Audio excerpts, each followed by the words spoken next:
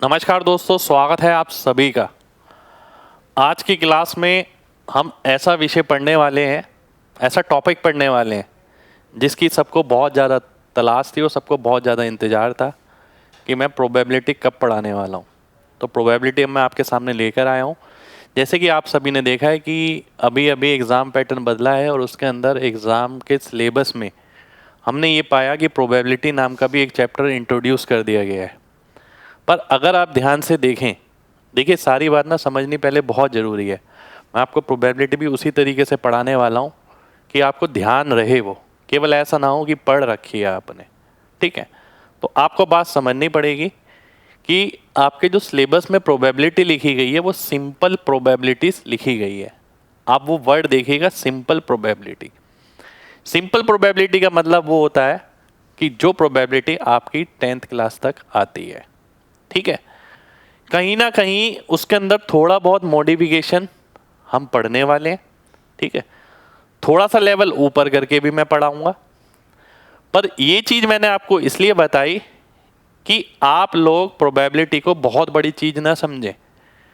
ये ना सोचिए कि भाई प्रोबेबिलिटी पूरी पढ़नी है। प्रोबेबिलिटी पूरी पढ़ने के लिए तो सालों साल लग जाते हैं। प्रोबेबिलिटी बहुत गहरी है। ठीक है, परम्यूटेशन कॉम्बिनेशन बहुत गहरा है। अगर 11वीं 12वीं का ही देखें तो उसमें भी बहुत गहराई है। तो वो सब नहीं आने वाला आपके एग्ज़ाम में। ठीक है, जो आपके एग्ज़ाम में आने वाला है या आ सकता है या बहुत हद से हद तक जा सकती हैं चीज़ें, वो मैं आपको प्रोबेबिलिटी के अंदर पढ़ाने वाला हूँ। ठीक है, प्रोबेबिलिटी पढ़ाने का अलग अंदाज है मेरा, मैं उसी अंदाज में आपको पढ़ाऊँगा। वही सेम चीज़ बेसिक लाइफ से कनेक्टिविटी आपको करनी है। प्रोबेबिलिटी में सबसे ज़्यादा ये है कि आप बेसिक लाइफ से कनेक्ट करना पड़ेगा, चीज़ों को समझना पड़ेगा। ठीक है, प्रोबेबिलिटी का मतलब क्या होता है? प्रोबेबिलिटी का मतलब है मेजरमेंट ऑफ अनसर्टेनिटी। ठीक है, सर्टेनिटी भी बोल सकते हैं, अनसर्टेनिटी भी, दोनों ही मेजर हो जाएंगे। अगर अनसर्टेनिटी मेजर हो गई तो सर्टेनिटी भी मेजर हो जाएगी। ठीक है, तो हम ये बात बोलेंगे कि प्रोबेबिलिटी का मतलब होता है संभावना। ठीक है, आपके सिलेक्शन होने की कितनी संभावना है, कितने लोग बैठे हैं, उनमें से कितने लोग चयनित होने हैं और आप उसमें कहाँ लाई करते हैं। ठीक है, तो संभावना पहले मतलब समझिए, प्रोबेबिलिटी का मतलब क्या है, कैसे निकालेंगे, कैसे करेंगे, वो हम धीरे धीरे करके आगे बढ़ेंगे। ठीक है, तो प्रोबेबिलिटी का मतलब होते हैं कि कितने चांसेस हैं। इसे हम परसेंटेज में भी देख सकते हैं और डेसिमल में भी देख सकते हैं, इसे हम फ्रैक्शन में भी देख सकते हैं। ठीक है, तो तीनों तरीके से ये आपके पास आ सकती है, परसेंटेज में भी, डेसिमल में भी और फ्रैक्शन में भी। ठीक है, अब इसके अंदर ना कुछ टर्मिनोलॉजी यूज होती है, कुछ टर्म्स का इस्तेमाल किया जाता है। देखिए, जब कोई चीज़ पढ़ाई जाती है ना तो पूरी तरीके से पढ़ाई जाती है। पहले मैं आपको इसके अंदर जो टर्म्स इस्तेमाल होती हैं वो सारी बताने वाला हूँ कि ये टर्म्स होती हैं। यार, ये एक औपचारिकता है, इसको ध्यान रखो। वो टर्म्स तो आपसे नहीं पूछी जाएंगी पेपर के अंदर, ये बात पक्की है। पेपर में आपसे क्वेश्चन पूछे जाने हैं, क्वेश्चन किस तरीके से आने हैं वो भी हम करेंगे। कॉन्सेप्ट को किस तरीके से बच्चा ध्यान रख सकता है वो मेन है। ठीक है, जब पूरी क्लास आप करेंगे ना, आपको ये समझ आ जाएगा कि किस तरीके से मैंने इस क्लास को प्लान किया और क्यों ऐसा हुआ कि मैंने सबसे आखिर में प्रोबेबिलिटी को लिया। ठीक है, तो शुरुआत करते हैं सबसे पहले एक्सपेरिमेंट की। एक्सपेरिमेंट यानी प्रयोग। प्रयोग अनेक प्रकार के होते हैं। ठीक है, हमें बेसिकली डील करना है रैंडम एक्सपेरिमेंट से। रैंडम एक्सपेरिमेंट कौन सा होता है? जिसका रिजल्ट जो है किसी चांस पे निर्भर करता है। ठीक है, रिजल्ट डिपेंड ऑन चांस। आपके पेपर में एक्सपेरिमेंट प्रयोग नहीं पूछा जाएगा, रैंडम एक्सपेरिमेंट नहीं पूछा जाएगा, पर कुछ कुछ टर्म है जो आपको पता होनी चाहिए। ठीक है, यानी कोई भी आपने पासा फेंका, ठीक है, तो पासा जब फेंका तो 5 आने के चांसेस, ठीक है, 5 आने की प्रोबेबिलिटी, तो 1 भी आ सकता है, 2 भी आ सकता है, 3 भी आ सकता है, 4 भी आ सकता है, 5 भी आ सकता है। तो किसी नंबर के आने की प्रोबेबिलिटी जो है वो चांस पे निर्भर है, फिक्स नहीं है। ठीक है, हो सकता है पहली बार में आ जाए, दूसरी बार में ना आए। ठीक है, तो आपको ये बात समझनी है, जिसका रिजल्ट जो है चांस पे निर्भर करता है। ठीक है, बहुत सारे चांसेस हैं। जब पासा एक बार फेंका तो 6 चांस है, 6 में से 1 चांस है कि 5 आएगा। ठीक है, अब मैं आगे बढ़ता हूं। सैंपल स्पेस, प्रतिदर्श समष्टि, ध्यान से देखिएगा, set of all possible outcomes, सभी संभव परिणाम का समुच्चय। एक सिक्का मैंने उछाला यूं, ठीक है, सिक्का जब उछलता है या तो हेड आता है या टेल आता है, इसके अलावा कुछ नहीं आता। तो पहले मैंने ये लिखा कि मैंने अगर एक सिक्का उछाला तो हेड या टेल आएगा, ठीक है, और हेड या टेल का मतलब है नंबर ऑफ पॉसिबल आउटकम्स कितने हो गए, 2 हो गए, यानी 2 ही चीज आ सकती हैं, या तो हेड आएगा या टेल आएगा, ठीक है। ये अपने आप में एक इवेंट है, ठीक है। अभी मैं बताऊंगा इवेंट का मतलब क्या है, इवेंट अभी इसके अंदर लेने वाले हैं हम, आगे इवेंट पे आने वाले हैं, ठीक है। ये मैं थोड़ा सा ये कोशिश कर रहा हूं कि ये आपको थोड़ा सा जल्दी बताया जाए, क्योंकि इन चीजों का मतलब ज्यादा कुछ नहीं है, ठीक है, मतलब ज्यादा कुछ आपके एग्जाम पॉइंट ऑफ व्यू से नहीं है कि एग्जाम में आपको बेसिक चीजें नहीं पूछे जाने वाली, पर ये बेसिक सी ऐसी चीजें हैं जो आपको पता होनी चाहिए बस, ठीक है। ना आपसे इवेंट पूछा जाएगा, ना सैंपल स्पेस, ना एक्सपेरिमेंट, ना रैंडम एक्सपेरिमेंट, ये चीजें नहीं पूछने वाले, ठीक है। 2 सिक्के आपने उछाले तो क्या क्या संभावना है, पहले पे हेड आया, दूसरे पे हेड आया, पहले पे हेड आया, दूसरे पे टेल आया, पहले पे टेल आया, दूसरे पे हेड आया, दोनों पे टेल आ गया, 4 आउटकम संभव है, ये रे, ठीक है, 4 आउटकम संभव है। अब इसी का ही कोई एक पार्ट उठा लेते हैं तो वो इवेंट बन जाता है, ठीक है। अगर वो बोलता है 2 हेड आने की संभावना, ठीक है, तो आप देखते हो भाई कुल संभावनाएं कितनी हैं, 4 हैं, ठीक है, उनमें से 2 हेड तो एक ही बार आ सकता है। तो ये है कि क्या क्या हो सकता है, कितने पॉसिबल आउटकम्स हो सकते हैं। क्वेश्चन में बनता है इनमें से कोई एक वो उठा लेता है, उसे इवेंट बोलते हैं, कि उसकी संभावना बताइए कितनी है। जैसे उसने हेड या टेल में से हेड उठा लिया, उसने बोला हेड की संभावनाएं बताओ कितनी है, हेड की प्रोबेबिलिटी बताओ कितनी है। तो आपने बोला कि भाई 2 ही केस हो सकते हैं, या तो हेड आए या टेल आए, जो पॉसिबल आउटकम्स हो सकते हैं। उसमें से हेड आए वो एक बार हो सकता है, तो 1/2 उसकी प्रोबेबिलिटी हो जाएगी। इस तरीके से प्रोबेबिलिटी कैलकुलेट करी जाती है, यानी 50% चांस, यानी 0.5, ठीक है। अगर वो हेड की प्रोबेबिलिटी पूछता, 1/2 जिसे मैं 50% भी लिख सकता हूं, जिसे मैं 0.5 भी लिख सकता हूं, आपको सब पता होना चाहिए, ठीक है। आगे बढ़ता हूं, एक डाइस मैंने फेंकी, एक पासा फेंका, तो 1 2 3 4 5 6 कुछ भी आ सकता है, ठीक है। तो 6 चीजें आ सकती हैं, 6 के अलावा कोई चीज नहीं आ सकती, 6 नंबर ही होते हैं एक पासे पे। अब इनमें से कोई एक उठा के पूछ लेगा, जो एक उठाया वो इवेंट हो गया, ठीक है, पूरा क्या हो गया, सैंपल स्पेस, ठीक है। इसे हम सैंपल स्पेस बोलेंगे, जो भी पॉसिबल केसेस हैं, ठीक है। और नंबर ऑफ पॉसिबल आउटकम हम NS से डिनोट करते हैं, इसके अंदर जितने भी आउटकम्स आ सकते हैं उसे आप NS से डिनोट करते हैं, ठीक है। तो अब मैं आगे बढ़ता हूं, इवेंट देखिए क्या लिखा है, event is any subset of sample space, यानी उप समुच्चय किसी प्रतिदर्श समष्टि का, ठीक है। मान लेते हैं कार्ड का एक्सपेरिमेंट है, कार्ड का एक्सपेरिमेंट है एक, ठीक है, बात समझिएगा। मैंने बोला 52 पत्तों के कार्ड में से एक कार्ड मैंने निकाला, ठीक है, तो किंग आने की संभावना क्या होगी। अब बात समझिएगा, 52 जो हो गया, 52 क्या है, 52 है टोटल संभव चीजें, NS, ठीक है, NS हो गया 52, NE। अब जो किंग है, ठीक है, किंग कितने होते हैं, 4 हो सकते हैं। किंग हो सकता है इसका भी, इसका भी, इसका भी, इसका भी, ठीक है। पान, ईंट, चीड़ी, हुकुम, अभी हम इंग्लिश में भी पढ़ेंगे, ठीक है, हार्ट, डायमंड, स्पेड और क्लब, ठीक, पूरा एक्सप्लेन करूंगा मैं। तो क्लास 2 तरीके से रहने वाली है, पहले पूरी कॉन्सेप्चुअल रहने वाली है, जिसके अंदर कॉन्सेप्ट के साथ क्वेश्चन इनडायरेक्ट वे में मैं कराऊंगा, फिर फॉर्मल क्वेश्चन जैसे पेपर में आते हैं, ठीक है। 2 तरीके से आपकी क्लास रहने वाली है। तो अब बोला कि भाई किंग आना क्या हुआ, किंग आना एक इवेंट हुआ, ठीक है, और 52 इवेंट हो सकते हैं कुल मिलाकर, ठीक है। तो 52 टोटल नंबर ऑफ आउटकम हो गए, ठीक है। एनी हो गया 4, तो प्रोबेबिलिटी क्या आ गई, प्रोबेबिलिटी ऑफ किंग 4/52, ये किंग की प्रोबेबिलिटी आ गई। तो यहीं से फॉर्मूला बन जाता है प्रोबेबिलिटी का, कि प्रोबेबिलिटी आ गई आपकी NE/NS। NE हो गया फेवरेबल आउटकम, जो आपको चाहिए कि कौन सा इवेंट आपको चाहिए, उसके कितने केस बन सकते हैं, ठीक है। और टोटल केस कितने हैं उस रैंडम एक्सपेरिमेंट के, ठीक है। तो यहां तक आपको एक चीज क्लियर है कि रैंडम एक्सपेरिमेंट क्या होता है, सैंपल स्पेस क्या होता है, इवेंट क्या होता है, प्रोबेबिलिटी क्या होती है, ठीक है। ये सारी चीजें आप जान चुके हैं अभी, ठीक।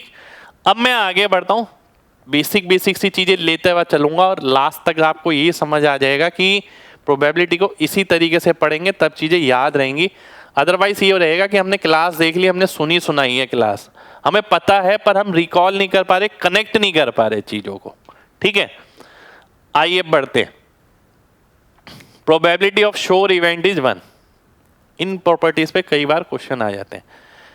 ऐसे इवेंट जिनकी एश्योर इवेंट यानी जिनके होने के 100% ही चांस है, ठीक है, उनकी प्रोबेबिलिटी 1 होती है। जैसे कि मान लेते हैं कि आज मंडे है, तो मैंने पूछा कल ट्यूसडे होने का क्या संभावना है, तो कल ट्यूसडे होने की 100% संभावना है, ठीक है, 1 आ गया। तो इस बात की प्रोबेबिलिटी 1 हो गई। जो इवेंट 100% संभव है, जिसके बारे में 100% ट्रुथ है, 100% यकीन है हमें कि वो होना ही होना है, ठीक है। और ऐसे इवेंट इम्पॉसिबल इवेंट जिनकी संभव होने की संभावना 0 होती है, ठीक है, उन्हें इम्पॉसिबल इवेंट बोलते हैं। इम्पॉसिबल यानी अगर मैंने बोला आज मंडे है तो कल संडे होने की संभावना असंभव ही है, 0 ही है, ठीक है। डाइस पर 7 आना, भाई डाइस पर 6 आ सकता है मैक्सिमम, 1 2 3 4 5 6 7 नहीं आ सकता, ठीक है। तो आपको ये पता होना चाहिए इम्पॉसिबल इवेंट क्या होता है, आपको ये पता होना चाहिए श्योर इवेंट क्या होता है, ठीक है। तो प्रोबेबिलिटी आपकी किसी भी इवेंट की कहां से कहां तक हो सकती है, 0P1। अब एक चीज समझिएगा, यहां पर 0 1 है, P है। पेपर में ये भी बोल सकता है, ये गलत हो जाएगा, इसका मतलब है प्रोबेबिलिटी 0 नहीं हो सकती। वो ये भी बोल सकता है, गलत हो जाएगा, ठीक है, क्योंकि इसका मतलब है प्रोबेबिलिटी 1 नहीं हो सकती, 1 से छोटी। तो जब तक ये दोनों ही ना लगे हो सही रिलेशन नहीं आएगा। इस पे भी क्वेश्चन आपका बन सकता है, ठीक है, कि किसी भी इवेंट की प्रोबेबिलिटी 0 के बराबर या उससे बड़ी या 1 से छोटी या 1 के बराबर हो सकती है। तो रेंज आ गई हमारी यहां से यहां तक, ठीक। अब मैं आगे बढ़ता हूं। आगे देखिए सिंपल इवेंट और कंपाउंड इवेंट, ठीक है। अब ये पढ़ने वाली चीजें मतलब पढ़ाने वाली चीजें इस तरीके से हैं कि आपको टर्म्स मिल जाती हैं, औपचारिकता है, इनका ज़्यादा इस्तेमाल नहीं होना है, मैंने आपसे बोला है, ठीक है। सिंपल इवेंट यानी डाइस पर 4 आना, जो कि एक बार ही आ सकता है, जिसके अंदर एक ही चीज संभव है। गेटिंग इवन नंबर, तो इवन नंबर तो 2 4 6 हो सकते हैं, तो कंपाउंड इवेंट हो गए जिसके अंदर मोर देन 1 है, ठीक है, एक से ज्यादा चीजें मोर देन 1, तो वो कंपाउंड। सिंपल मतलब सिंगल, ठीक है, कंपाउंड मतलब ज्यादा, ठीक है। इक्वली लाइकली और नॉट इक्वली लाइकली, ठीक है, ध्यान से समझिएगा। एक इक्वली लाइकली का मतलब क्या है कि जिसके होने की संभावनाएं समान हो, ऐसे इवेंट। नॉट इक्वली लाइकली का मतलब है जिसके होने की संभावना समान ना हो, वैसे इवेंट, ठीक है। अगर मैं एक कॉइन उछालता हूं तो एक हेड आ सकता है, टेल आ सकता है, ठीक। और जो हेड है और टेल है दोनों की संभावना 1/2 ही रहेगी और दोनों की प्रोबेबिलिटी 1/2 रहेगी, इक्वली लाइकली हो गए, ठीक है।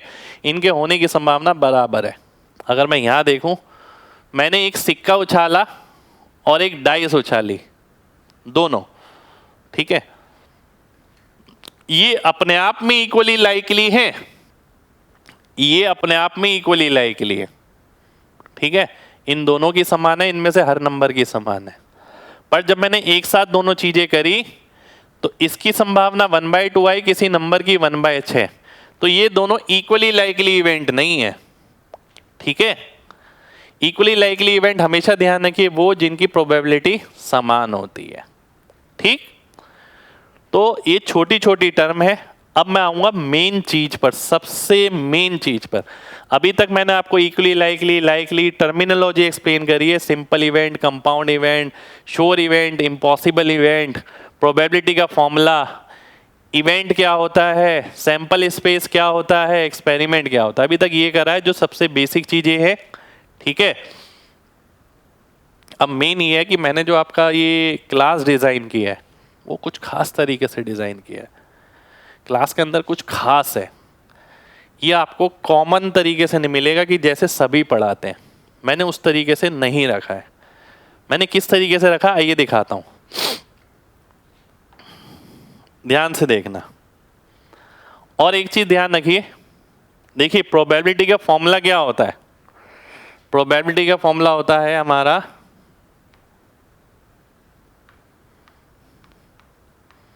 NE/NS, ठीक है। ये जो इवेंट हमें चाहिए उसके कितने पॉसिबल आउटकम्स हो सकते हैं, ठीक है, और टोटल आउटकम कितने हैं, ठीक है। ये सिंपल सी बात ध्यान रखनी है। अब देखिए ऐसा आपको कहीं नहीं मिलेगा, ये भी मैं बता रहा हूं, ठीक है। जिस तरीके से मैंने डिजाइन किया आपके लिए 4 प्रकार के क्वेश्चन बनाए जाते हैं, ठीक है। 4 प्रकार के। देखिए कई बार ना ये दिक्कत आती है बच्चे को कि मैंने पढ़ लिया सारा पर मैं कलेक्ट नहीं कर पा रहा कहाँ पर कौन सा लगाऊं, ये बहुत दिक्कत आती है, ठीक है।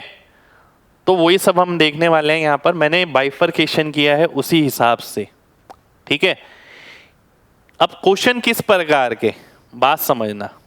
अभी मैं क्वेश्चन पे नहीं आ रहा हूं, अभी मैं ये बता रहा हूं किस तरीके के क्वेश्चन बनते हैं, माइंडसेट क्या होना चाहिए। 4 प्रकार के क्वेश्चन हैं जो आपके एग्जाम में मिल सकते हैं, ठीक है। केवल एक चीज निकाली जाए, एक बहुत बड़ा बैग है, उसके अंदर लाल बॉल है, नीली बॉल है, मान लेते हैं। एक बॉल निकाली गई, कोई एक चीज करी गई केवल, तो उसकी संभावना क्या है कि वो रेड हो या ब्लू हो। या फिर एक पासा फेंका गया तो 2 आने की संभावना पूछ ली गई कि 2 आने की प्रोबेबिलिटी बताइए क्या है, ठीक है। एक क्वेश्चन इस तरीका था कि जिसमें केवल एक ही चीज निकाली जाए, डायरेक्ट एक ही चीज ही पूछी जाए, ठीक है। अब आगे बढ़ते हैं। आगे आता है मेरे पास, देखिए एक क्वेश्चन बनता है एडिशन रूल पे, एक क्वेश्चन बनता है मल्टीप्लिकेशन रूल पे, एक क्वेश्चन बनता है कॉम्बिनेशन पे, ठीक है। तीनों में फर्क क्या होता है, इनके भी अपने अपने केस हैं, इन्हें मैं डिटेल में एक्सप्लेन करूंगा, ध्यान से देखिए।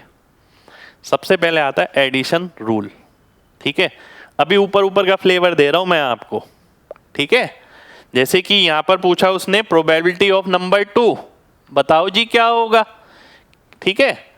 कि केवल एक के बारे में पूछ लिया, ये मैं आपके साथ डिटेल में एक्सप्लेन करूंगा। यहां पर मैंने लिख दिया एडिशन रूल के अंदर mutually exclusive, non mutually exclusive, ये मैं यहां पर एक्सप्लेन नहीं करने वाला आपको, ठीक है। यहां पर मैं केवल आपको क्वेश्चन बताने वाला हूं, क्वेश्चन में अंतर क्या होता है। ए और बी, भाई एक बैग है, इसमें लाल बॉल है, नीली बॉल है, ठीक है। तो बताइए एक बॉल निकाली गई, वो रेड हो या फिर ब्लू हो, इसकी प्रोबेबिलिटी क्या होगी। आर और बी, जहां भी और का इस्तेमाल हो, ठीक है, या इसका मतलब है कोई एक, ठीक है, हो यहां भी कोई एक रहा इनमें से, ये या ये, पर यहां की लैंग्वेज सीधी है और यहां पर और लगाकर है। जब और लगाकर होता है तो एडिशन रूल लगाते हैं और एडिशन रूल में 2 केस आते हैं, ठीक है। और लगा के जब क्वेश्चन बनता है या तो ये हो या ये हो, या या मतलब और, ठीक है। अब मैं आगे बढ़ता हूं। फिलहाल यहां पर आपको ये जानना है क्वेश्चन किस प्रकार के बनते हैं। 2 या 3 चीजें निकालनी हो और एक साथ निकालनी हो, ठीक है। ए एंड बी, ठीक है। जहां पर और, यहां पर और 2 या 3 चीजें, 2 या 3 चीजें नहीं, 2 या 2 से अधिक, ठीक है, 2 से अधिक। अब भाई यहां पर क्या था, यहां पर भी एक ही चीज निकाली गई, निकाली चीज यहां पर भी एक गई, पर यहां पर क्वेश्चन और करके था भाई जो एक बॉल निकाली है वो रेड हो या ब्लू हो, ठीक है। अब यहां पर क्या है, चीजें 2 निकाली गई हैं या 2 से ज्यादा निकाली गई हैं और लगातार निकालना है। यहां पर भी 2 केस बनते हैं मल्टीप्लिकेशन रूल में। यहां मल्टीप्लिकेशन लगता है जहां एंड आ जाता है।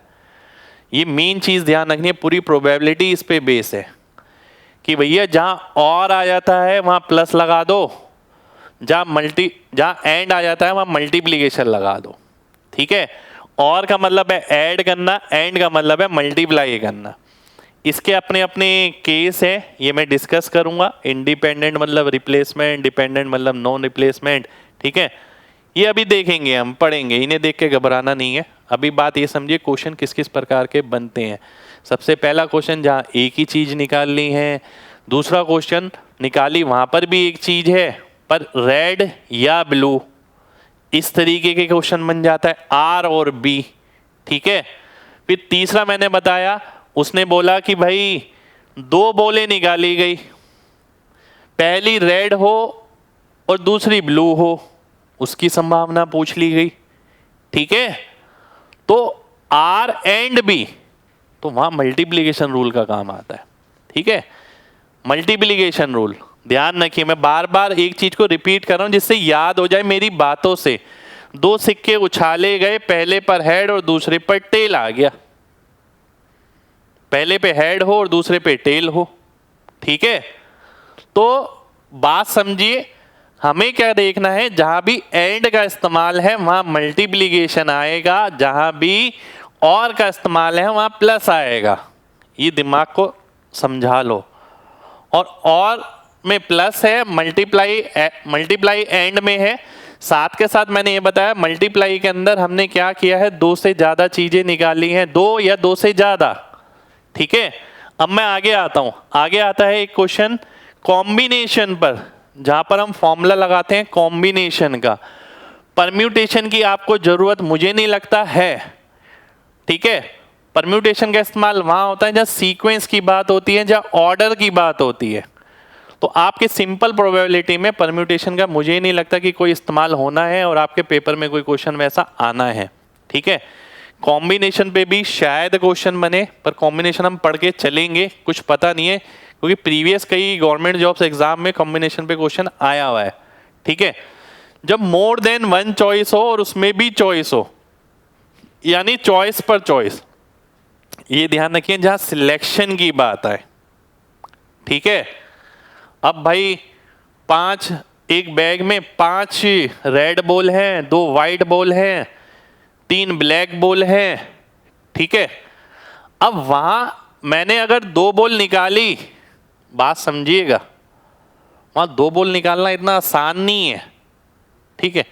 एक बॉल निकालना तो बहुत आसान है, वहां 2 बॉल निकालना आसान नहीं है। वहां सिलेक्शन का कॉन्सेप्ट लगता है। सिलेक्शन का कॉन्सेप्ट कैसे इस्तेमाल किया जाता है मैं बताऊंगा आपको, ठीक है।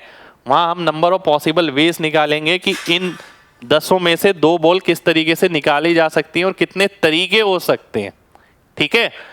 तो अल्फाबेट में से 2 लेटर निकालने हैं, उसमें भी फर्स्ट वोवेल और दूसरा कॉन्सोनेंट। पहली बात तो अल्फाबेट में से 2 लेटर निकालने हैं, ऊपर से भी पहला वोवेल और दूसरा कॉन्सोनेंट। चॉइस पर चॉइस है यहां पर आपके पास, ठीक है। इसको जब क्वेश्चन के साथ कनेक्ट करेंगे ना तब और ज्यादा समझ आएगा। जहां पर भी सिलेक्शन की बात होगी वहां कॉम्बिनेशन लगाएंगे। देखिए मेन जो कॉन्सेप्ट है ना आपका, वो एडिशन और मल्टीप्लिकेशन रूल है, ठीक है, मेन जो कॉन्सेप्ट है, कॉम्बिनेशन एक तरीका है एन ई निकालने का और एन एस निकालने का। ठीक है, ध्यान रखिएगा, ये एक इजी तरीका है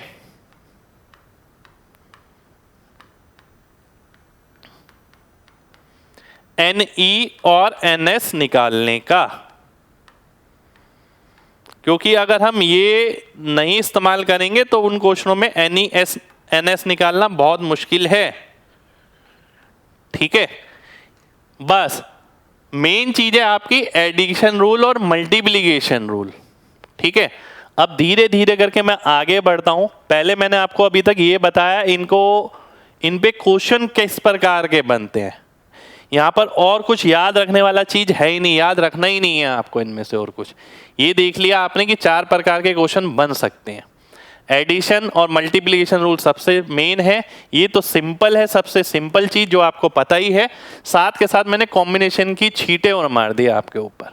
ठीक है, कॉम्बिनेशन यानी जब 2 से अधिक या 2 चीजें निकाली जाती हैं तो कई बार ऐसा होता है कि भाई जो नंबर ऑफ पॉसिबल केसेस हैं वो निकालने इतने आसान नहीं होते। ठीक है, तो उसके लिए हम कॉम्बिनेशन का इस्तेमाल करते हैं और कॉम्बिनेशन की प्रॉपर्टी का इस्तेमाल करते हैं। अब मैं आगे बढ़ना चाहता हूं, ध्यान से देखिएगा, ये मैं सब बताऊंगा आपको, mutually exclusive, non mutually exclusive. ठीक है, अब पहले ना मैं किस पे आने वाला हूं, पहले मैं सबसे सिंपल चीजों पे आने वाला हूं। ठीक है, मैंने आपसे बोला था ना कॉन्सेप्ट के थ्रू 2 भाग में हम इसे प्रोबेबिलिटी को कर रहे हैं। पहले सिर्फ कॉन्सेप्ट कॉन्सेप्ट कॉन्सेप्ट कॉन्सेप्ट, और इसी के साथ ही हल्के हल्के हल्के हल्के हल्के क्वेश्चन, फिर फॉर्मल क्वेश्चन जहां क्वेश्चन एकदम लैंग्वेज फॉर्म में लिखे गए हैं। ठीक है, इन तरीके से मैं आपको समझाऊंगा जिससे आपकी क्लैरिटी बहुत अच्छी हो जाएगी। ताश की गड्डी में 52 पत्ते होते हैं, 26 रेड और 26 ब्लैक। ठीक है, जिसमें से 13 और 13 डायमंड यानी ईट। ठीक है, ये हो गया पान, ये हो गई चीड़ी, ये हो गया हुक्म। ठीक है, और आप में से हर बच्चे को ये पता है। ठीक है, आप ये ध्यान रखिए, डायमंड की तरह ये दिखता है ईट, तो इसलिए लाल है। हार्ट आपको पता ही है। ठीक है, उसे आसान है याद रखना। क्लब और स्पेड, स्पेड होता है हुक्म, क्लब होती है चीड़ी।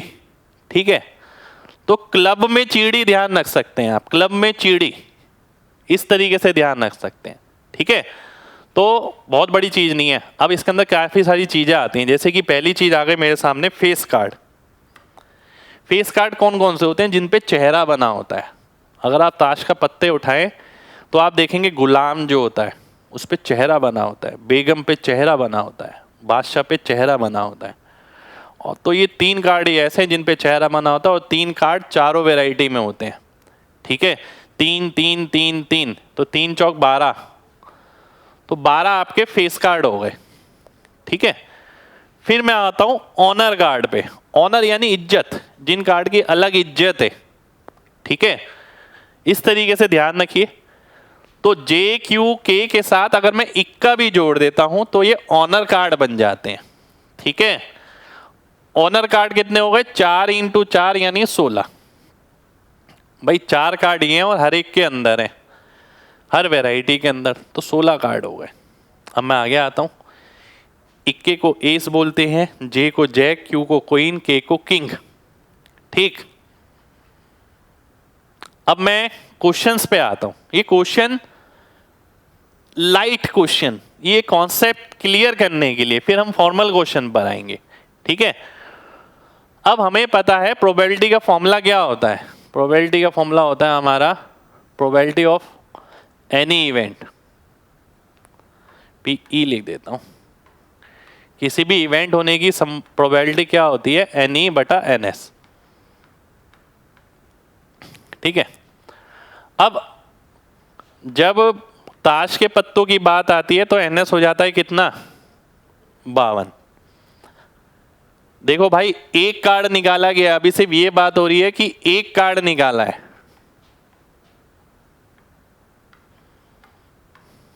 ठीक है,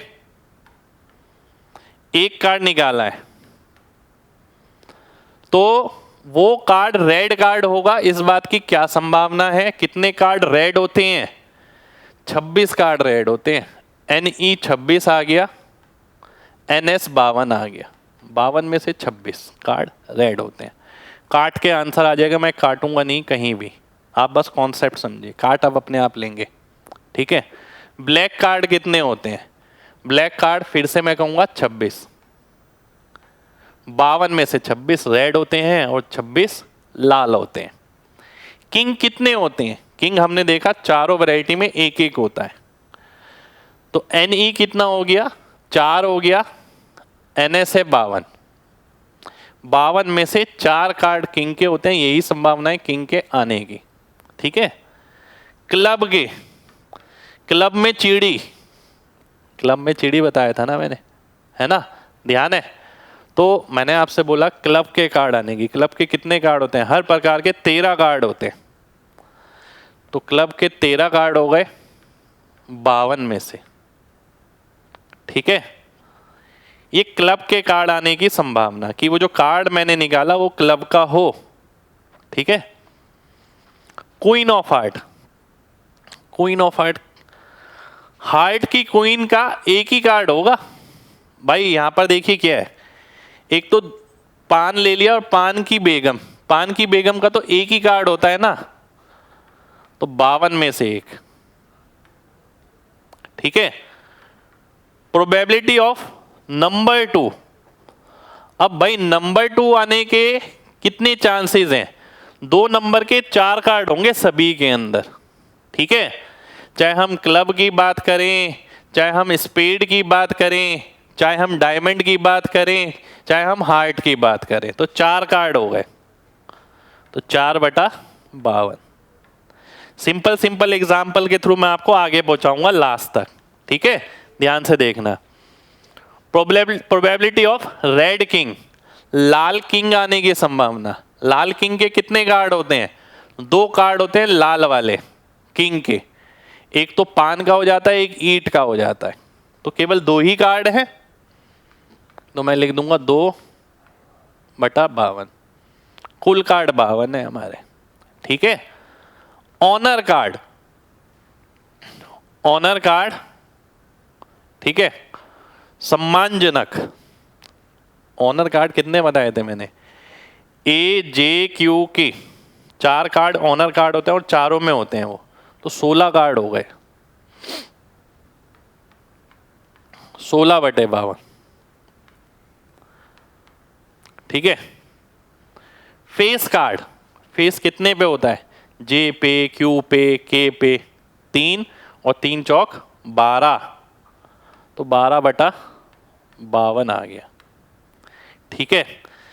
तो ये ताश के पत्तों के साथ थोड़ा सा हमने खेल के देखा कि भाई ताश के पत्तों के अंदर क्या क्या जानकारी हमारे पास होनी चाहिए।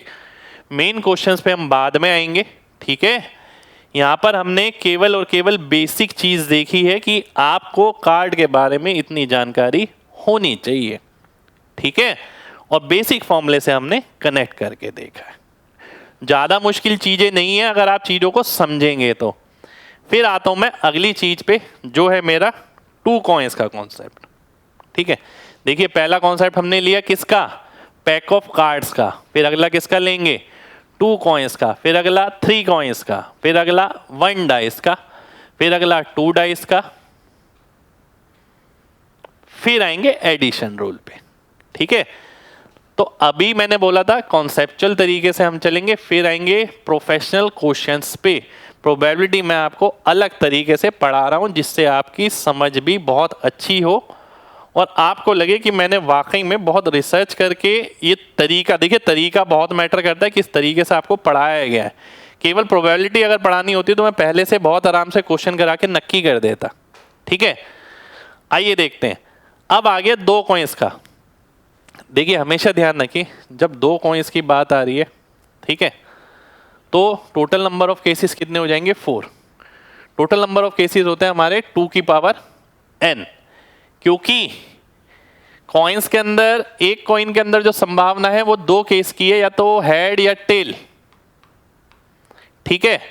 इसी तरीके से आप जब डाइस का लेते हैं, डाइस के अंदर 6 की पावर n इतने केस हो सकते हैं, क्योंकि 1 से लेके 6 तक ये पॉसिबल केस होते हैं। ठीक है, तो 6 की पावर n, यहां 2 की पावर n, 2 की पावर n यानी n की वैल्यू यहां पर कितनी है, 2 कॉइन्स हैं तो 4 केस हो गए। 4 केस कौन कौन से हो गए, हेड हेड, भाई पहले पे भी हेड आया दूसरे पे भी, या तो ऐसा हो सकता है पहले पे हेड आया दूसरे पे टेल। देखिए बात समझिए, ये अगर हेड है पहले पे, ये दूसरे, या पहले पे टेल है, ठीक है, पहले पे हेड के साथ ये संभावना है, दूसरे पे ये मिल जाए, या ये संभावना है। ठीक है, तो head head head tail tail head tail tail, केवल यही संभावना है, और कौन सी संभावना, और कोई संभावना नहीं है। ठीक है, तो आइए देखते हैं टोटल नंबर ऑफ केस कितने हो गए, यानी एनएस की बात करूं मैं यहां पर, तो एनएस हो गया मेरा 4, केवल 4 केस है। प्रोबेबिलिटी ऑफ वन हेड, ठीक है, वन हेड, ध्यान से देखिए वन हेड कहां कहां आ रहा है, वन हेड आ रहा है यहां, वन हेड आ रहा है यहां, तो दो वैल्यू ऐसी हैं जहां वन हेड आ रहा है, तो 2/4 आ गया। ठीक है, probability of two head, two head कहां आ रहे हैं यहां पर, केवल एक केस ऐसा है जिसमें 2 हेड हो सकते हैं। ठीक है, तो 1/4 हो गया। अगला देखते हैं 3 हेड,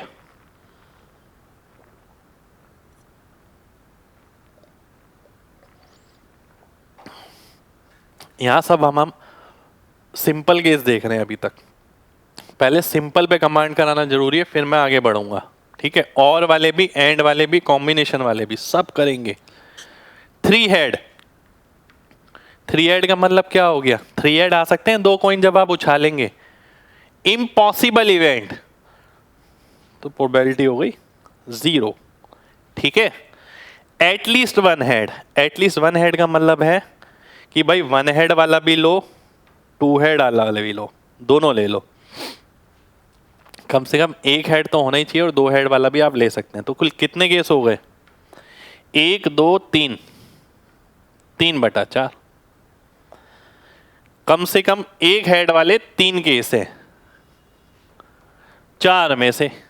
आगे देखते हैं, at most one head, at most one head यानी 0 हेड और 1 हेड, ये दोनों ले लेंगे। 0 हेड वाला ये रहा, 1 हेड वाले ये रहे। ठीक है, तो 3/4 आ गया ये भी। या इसके अंदर हम ये भी कह सकते हैं 1 माइनस ऑल हेड की प्रोबेबिलिटी। ठीक है, तो 1 माइनस 1/4, 3/4, बात एक ही है, कान ऐसे पकड़े या वहां से पकड़े।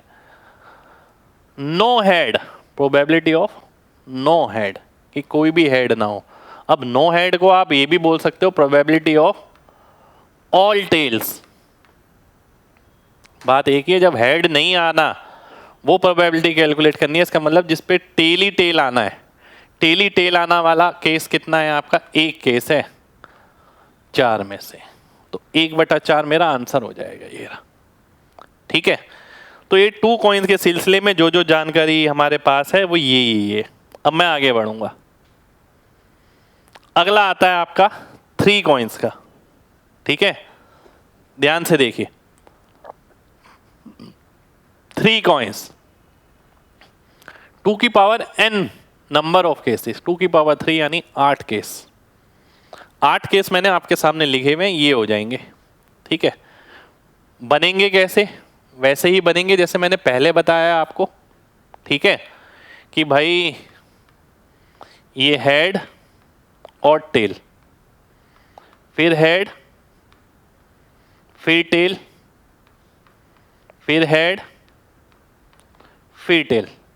ठीक है, अब इनके आगे वाले के केसेस बन जाएंगे,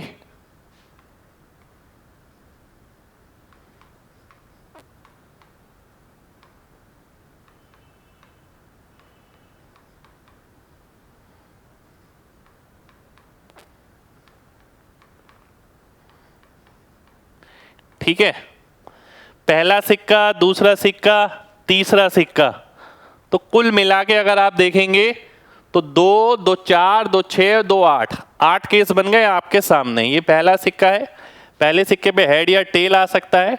जब पहले पे हेड आएगा तो दूसरे पे हेड भी हो सकता है, टेल भी। पहले पे टेल आएगा तो दूसरे पे हेड भी हो सकता है, टेल भी। अब फिर जब ये दोनों हुए तो यहाँ भी हेड टेल हो सकता है। इस तरीके से केस बन गए 8 केस, ठीक है।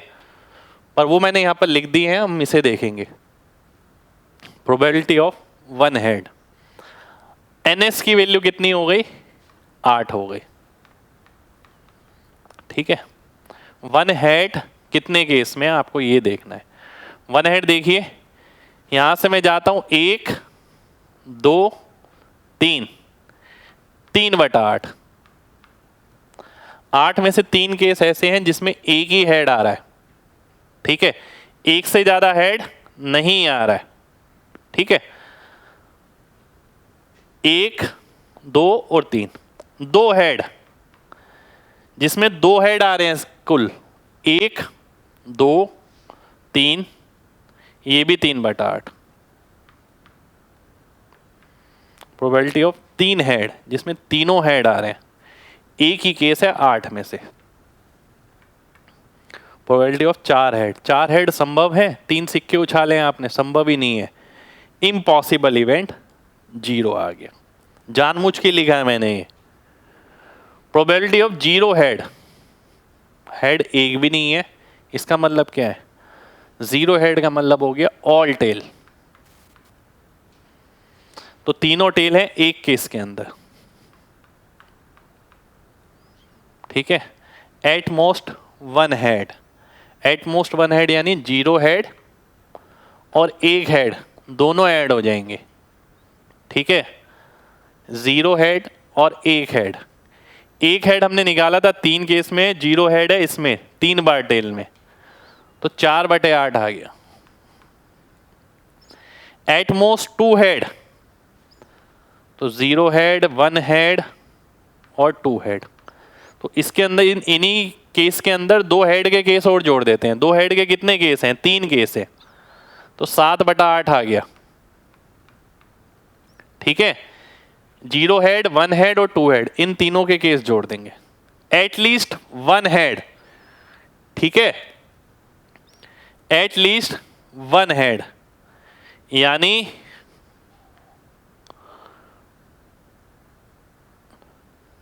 कितना हो गया?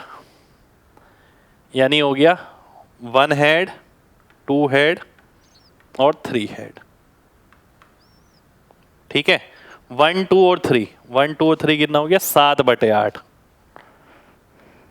7 केस हो गए 8 में से। या फिर एटलीस्ट 1 हेड का मतलब क्या है? 1 minus probability of all tails, यानी सभी टेल वाला अगर आप घटा देते हैं, ठीक है, सभी टेल वाला घटा देते हैं 1 में से, तो आ जाएगा आपका 1 माइनस 1/8, 7/8, ठीक है। सम ऑफ प्रोबेबिलिटी जो होता है हमारा 1 होता है, ठीक है। जितनी भी आप प्रोबेबिलिटी निकालेंगे, ठीक है, उसका टोटल जो आएगा वो 1 आएगा, ठीक।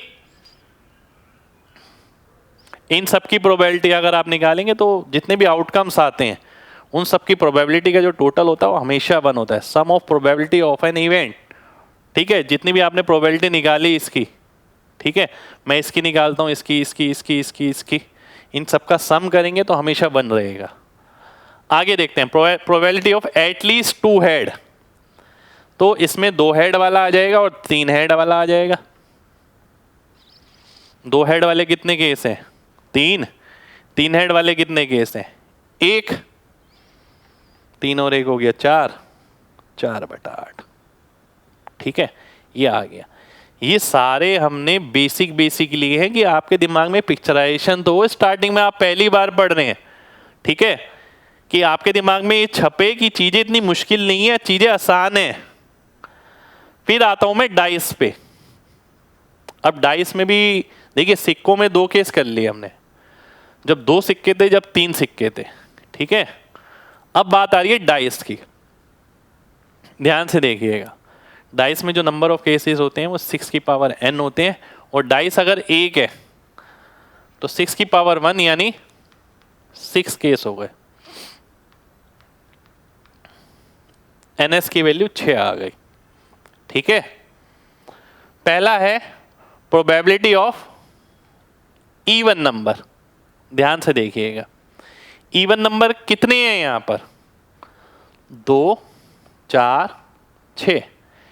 3 इवन नंबर है 6 में से। ठीक है, प्रोबेबिलिटी ऑफ ऑड नंबर। अब भाई 6 में से 3 इवन है तो 3 ऑड है, 3/6 फिर से। ठीक है, probability of prime number. Prime number कौन कौन से हैं? 2, 3, 5, फिर से 3/6।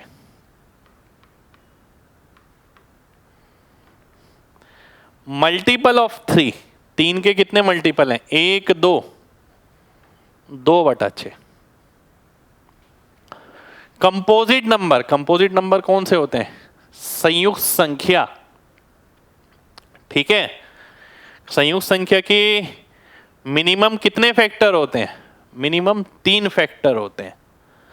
तो कंपोजिट नंबर कौन सा हुआ? पहला 4 आ गया, फिर हो गया 6, 2 नंबर ऐसे हो गए। ठीक है, कंपोजिट नंबर। तो पहले कंपोजिट नंबर पता होना चाहिए जिसके कम से कम 3 फैक्टर होंगे। Probability of number more than 3, 4, 5, 6, 3 संख्या हो गई 6 में से। लेस देन 7, अब देखिए सीधा 1 लिख दिया। लेस देन 7 का मतलब है श्योर इवेंट। ठीक है भाई, 7 से कम ही आने वाले हैं, जो भी नंबर आने वाला है। तो 7 से कम आने वाले नंबरों की प्रोबेबिलिटी कितनी होगी? 100% है। 7 से कम ही नंबर आने वाला है, बड़ा नंबर नहीं आने वाला है। More than 6, impossible event. ठीक है, इम्पॉसिबल इवेंट का मतलब है प्रोबेबिलिटी 0। अब भाई आपने पासा फेंका, और जब पासा फेंका तो आप कह रहे हैं कि मोर देन 6 आना चाहिए। ठीक है, आप ये बोल रहे हैं कि मोर देन 6 आना चाहिए। मोर देन 6 संभव है, 1 से लेके 6 तक आ सकता है। तो इम्पॉसिबल इवेंट हो गया, 0% संभावना है इसकी। आप श्योर होके कह सकते हैं ये आ ही नहीं सकता। 100% संभावना का मतलब है कि आप 100% कहेंगे ये ही आएगा भाई, करके देख लो। फिर आता हूं मैं 2 डाइस के केस पर। ठीक है, ध्यान से देखिएगा, ये एक स्पेशल है।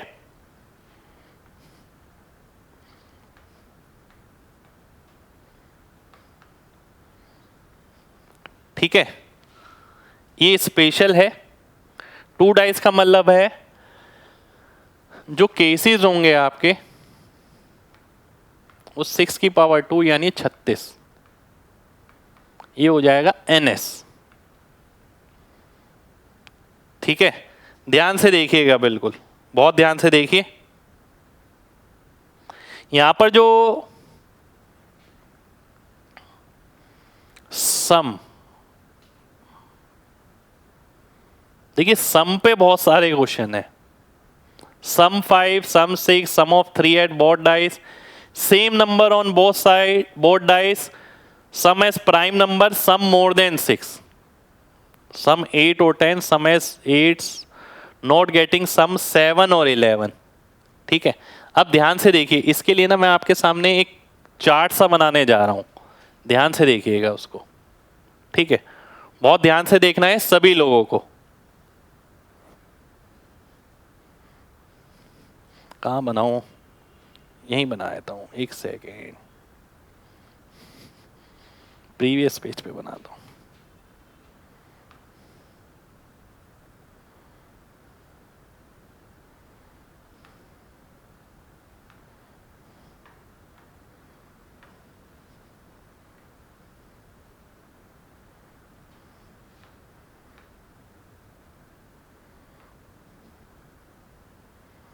ठीक है, ये आपको ध्यान रखना है जो डायग्राम मैं आपके सामने बनाने जा रहा हूं। ठीक, बहुत अच्छे से ध्यान रखना है।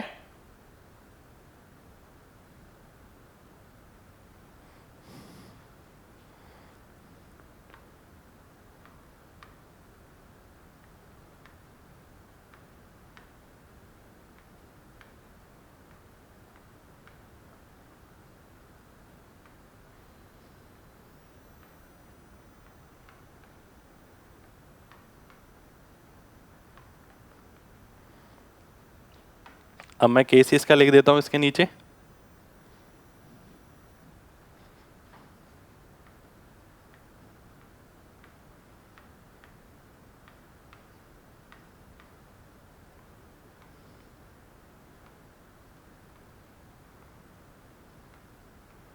एक्सेप्शन क्वेश्चन बन जाता है इस पे, देखिए कई बार। ठीक है, ये आपके सामने लिखा हुआ है, ध्यान से देखिए, ये आपके सामने है। सम 2 3 4 5 6 7 8 9 10 11 12। ठीक है, 1 2 3 4 5 6 5 4 3 2 1। एक सेकेंड रुकिए, मैं एक चीज और चेक कर लेता हूं इसमें।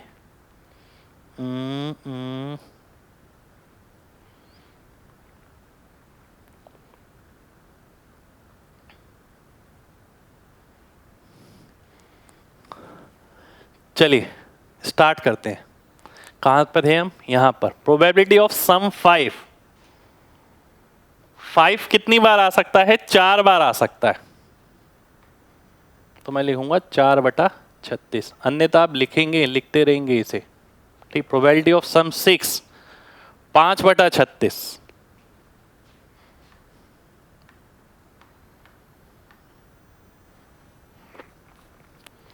सम ऑफ 3, ध्यान से देखिए, बहुत ध्यान से देखना है।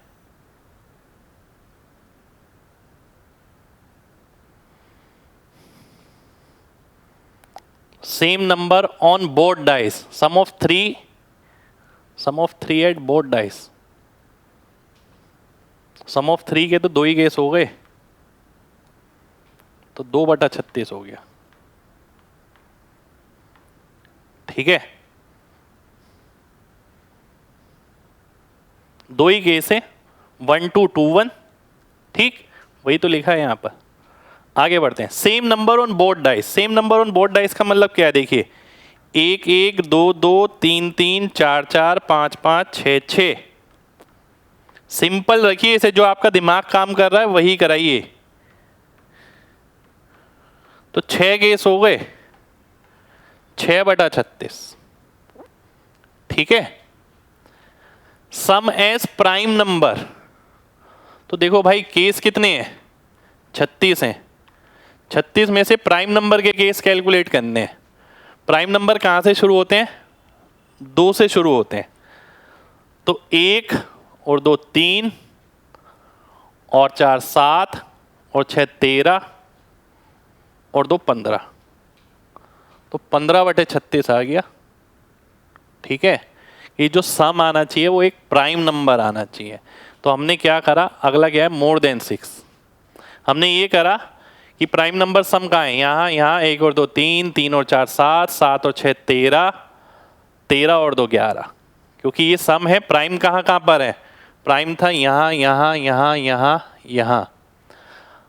ठीक है, अब उसने क्या बोला था? सम मोर देन 6, 6 से ज्यादा। ठीक है, सम 6 से ज्यादा आना चाहिए। 6 से ज्यादा सम कहां पर है? इन सब केस में है। तो देखो कितने हैं? 6 5 11 15 18 20 21, 21/36। 21/36 आ गया ये आपके सामने। ठीक है, अब मैं आगे बढ़ता हूं। 8 और 10, सम 8 आना चाहिए या 10 आना चाहिए? थोड़ा सा यहां एडिशन का एप्लीकेशन कर लेते हैं। एडिशन थ्योरम था। 8 और 10, 8 के कितने केस हैं? 5। 10 के कितने केस हैं? 3। तो 5 और 3 8 हो गया, 8/36। और के केस में हम सीधा सीधा ऐड कर देते हैं। थोड़ा सा बताया, अभी आगे बहुत क्लियर होने वाला है।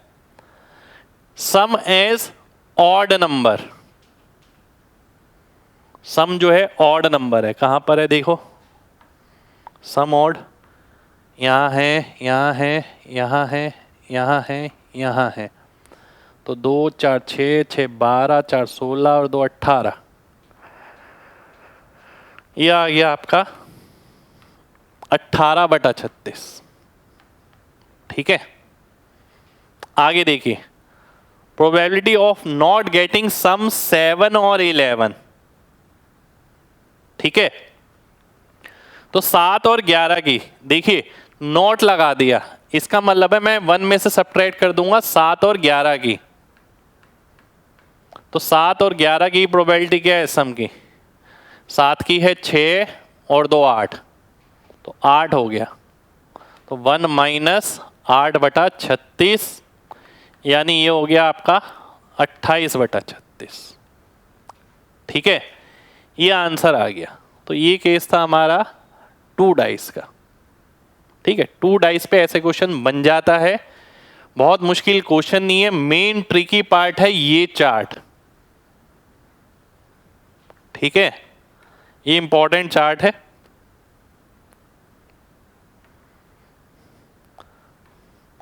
ठीक, तो सीधा सा ध्यान रखें, 7 तक यहां आता है, 2 से 7 यहां, 7 से 12 यहां, 1 से गिनती शुरू करो फिर रिवर्स लिख दो। ठीक है, नीचे केस आ जाते हैं। ठीक, तो ये 2 डाइस का केस आ गया हमारे सामने। अब मैं आगे आऊंगा। अभी तक देखिए मैंने आपको बहुत सिंपल सिंपल प्रोबेबिलिटी आपको पढ़ाई, मैंने कार्ड आपको बता दिया, मैंने आपको कार्ड की पूरी डिटेल बताई, मैंने एक सिक्का उछाल के दिखाया, मैंने आपको 2 सिक्के उछाल के दिखाए। ठीक है, और मैंने आपको 3 सिक्के भी उछाल के दिखाए। फिर मैंने आपको एक पासा फेंक के दिखाया, मैंने आपको 2 पासे फेंक के दिखाए, जिन पे मेजोरिटी ऑफ क्वेश्चन बनते हैं। अब प्रोफेशनल क्वेश्चन जब आएंगे तब हमें और बहुत अच्छे से क्लियर हो जाएगा, जल्दी जल्दी आंसर आएंगे। पर मैंने आपसे बोला था 4 प्रकार के क्वेश्चन बनते हैं, अभी इन सभी के अंदर लगभग पहला ही प्रकार पूरा हुआ है।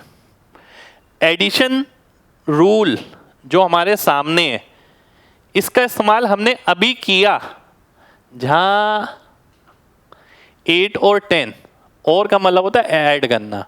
तो 8 वाले नंबर का देखा, प्रोबेबिलिटी कितना है, कितने केस हैं, 10 वाले के कितने, ऐड कर दिया।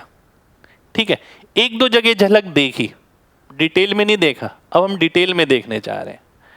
एडिशन रूल, एडिशन रूल का पार्ट कि इसके अंदर क्या क्या चीजें होती हैं, फिर इसके अंदर मैं आपको ये बताने वाला हूं, ध्यान से देखिएगा। ठीक है, ये बताने वाला हूं, फिर मल्टीप्लिकेशन रूल पे आएंगे, फिर मल्टीप्लिकेशन रूल पे हम ये सीखेंगे सारी चीजें, क्वेश्चन कैसे बनते हैं। फिर मैं कॉम्बिनेशन पे आऊंगा, कॉम्बिनेशन की थोड़ी बहुत प्रॉपर्टी बताएंगे आपको, फिर स्टार्ट करेंगे आखिर में क्वेश्चन। ठीक है, तो ये मेरा तरीका है कि मैं चाहता हूं कि मैं अपने बच्चों को प्रोबेबिलिटी इस तरीके से पढ़ाऊं। ठीक है, प्रोफेशन जो लैंग्वेज वाले क्वेश्चन है अभी मैंने आपके सामने नहीं दागे हैं, अभी बेसिक चल रहा है, बिल्कुल कॉन्सेप्ट चल रहा है। तो आइए अब शुरू करते हैं एडिशन रूल। ठीक है, एडिशन रूल किस चीज से, देखिए आपकी प्रोबेबिलिटी 2 चीज पे निर्भर है, एडिशन रूल और मल्टीप्लिकेशन रूल। ठीक है, मैंने आपको बताया कि भाई जो कॉम्बिनेशन वाला कॉन्सेप्ट है वो कुछ अलग नहीं है, वो बेसिकली नंबर ऑफ वेज निकालने का तरीका है। ठीक है, नंबर ऑफ सिलेक्शन निकालने का तरीका है। बेसिक आपकी जो प्रोबेबिलिटी है एडिशन और मल्टीप्लिकेशन रूल पे निर्धारित है। ठीक है, तो इन्हें समझते हैं। आइए, तो एडिशन रूल सबसे पहले आता है जिसके अंदर आपकी इस तरीके की लैंग्वेज लिखी होती है। ठीक है, पे probability A union B, A और बी, इसे यूनियन बोलते हैं, A plus B, either A और B, at least one of them और एनी ऑफ देम। ठीक है, तो किसी एक इवेंट हो कोई, जिससे एक इवेंट के होने की आपको पता लग रहा हो कि कोई एक इवेंट होना है इनमें से। ठीक है, अब मैं इस पे आगे जाता हूं। एडिशन रूल में 2 चीजें आती हैं, 2 तरीके के इवेंट होते हैं, एक होते हैं म्यूचुअली एक्सक्लूसिव, एक होते हैं नॉन म्यूचुअली एक्सक्लूसिव। ठीक है, म्यूचुअली एक्सक्लूसिव, ठीक है, जिसमें कुछ भी कॉमन ना हो दो इवेंट्स के अंदर कोई भी चीज कॉमन नहीं नजर आ रही मेरे को, ठीक है, कुछ भी कॉमन ना हो, म्यूचुअली एक्सक्लूसिव, एक्सक्लूसिव है एक दूसरे से, उनके अंदर कुछ भी कॉमन नहीं है, एक साथ कुछ नहीं हो सकता इसके अंदर, ठीक है, साथ में ना हो पाए। जैसे कि इन सब चीजों का फ्लेवर समझ आएगा। जैसे कि देखिए पहला एग्जांपल लिखा है, डाइस फेंकने पर एक आना या प्राइम नंबर आना, क्या इन दोनों इवेंट में कुछ कॉमन है? नहीं है, एक प्राइम नहीं है, ठीक है। जब आपने पासा फेंका तो एक या प्राइम नंबर आना, इन दोनों में कुछ भी कॉमन नहीं है। आपसे मैंने बोला कि भाई 52 पत्तों के एक गड्डी से मैंने एक कार्ड निकाला, ठीक है, या तो वो लाल हो या बादशाह हो, तो भाई आप देखते हैं एक लाल कलर का कार्ड निकल सकता है, बादशाह निकल सकता है, पर एक बादशाह भी तो लाल कलर का होता है। तो वो केस बन गया आपका नॉन म्यूचुअली एक्सक्लूसिव, क्योंकि वहां एक कॉमन चीज आ गई। जहां वो कॉमन चीज आ जाती है उसे हम नॉन म्यूचुअली एक्सक्लूसिव कहते हैं, ठीक है। नॉन म्यूचुअली एक्सक्लूसिव, जहां कॉमन नहीं मिल पाता है हमें, वहां हम म्यूचुअली एक्सक्लूसिव कहते हैं। जैसे कि यहां पर आप देखिए कुछ कॉमन हो दो इवेंट में, जैसे डाइस फेंकने पर या तो इवन आए या प्राइम नंबर आए। अब भाई पासा फेंका आपने, या तो इवन नंबर आए और प्राइम नंबर आए, तो आप देख सकते हैं यार एक इवन नंबर ऐसा है जो प्राइम भी है, वो है 2, तो वो नॉन म्यूचुअली एक्सक्लूसिव हो गया, ठीक है, क्योंकि वहां आपने कॉमन पॉइंट ढूंढ लिया। यहां पर कॉमन पॉइंट आप नहीं ढूंढ पाए, ठीक है, यहां कॉमन पॉइंट नहीं ढूंढ पाए आप, तो पी ए यूनियन बी, यहां पर P A plus P B हो जाता है, पी ए इंटरसेक्शन बी 0 हो जाता है, क्योंकि कुछ भी कॉमन नहीं है।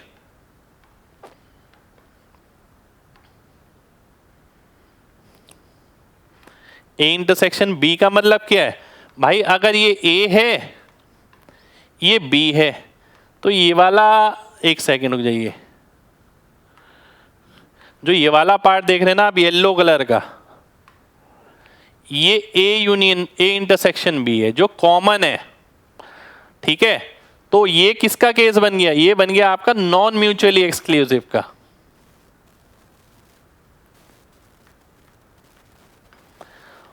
और इसके अंदर तो कुछ कॉमन ही नहीं होता, ठीक है, ये बन गया म्यूचुअली एक्सक्लूसिव का, जिसमें कुछ भी कॉमन नहीं होता है। तो इस केस के अंदर जब हम प्रोबेबिलिटी निकालते हैं ए और बी की, ठीक है, दोनों ही केस के अंदर हम ए और बी ही निकालेंगे, ए और बी, क्योंकि एडिशन रूल है, और पे बात हो रही है, बताया ना, ए यूनियन बी, ए और B, A plus B, A और आइदर ए और B at least one of them, इन सब भाषाओं से पता लगता है एडिशन रूल का इस्तेमाल किया जाएगा, ठीक है। तो यहां पर हमने देखा ए यूनियन बी या ए और बी मैं निकालता हूं तो P A plus P B कर लेते हैं, क्योंकि ये कॉमन वाली चीज इसके अंदर 0 होती है, उसकी प्रोबेबिलिटी कुछ नहीं होती, कुछ भी कॉमन नहीं होता इसके अंदर, ठीक है।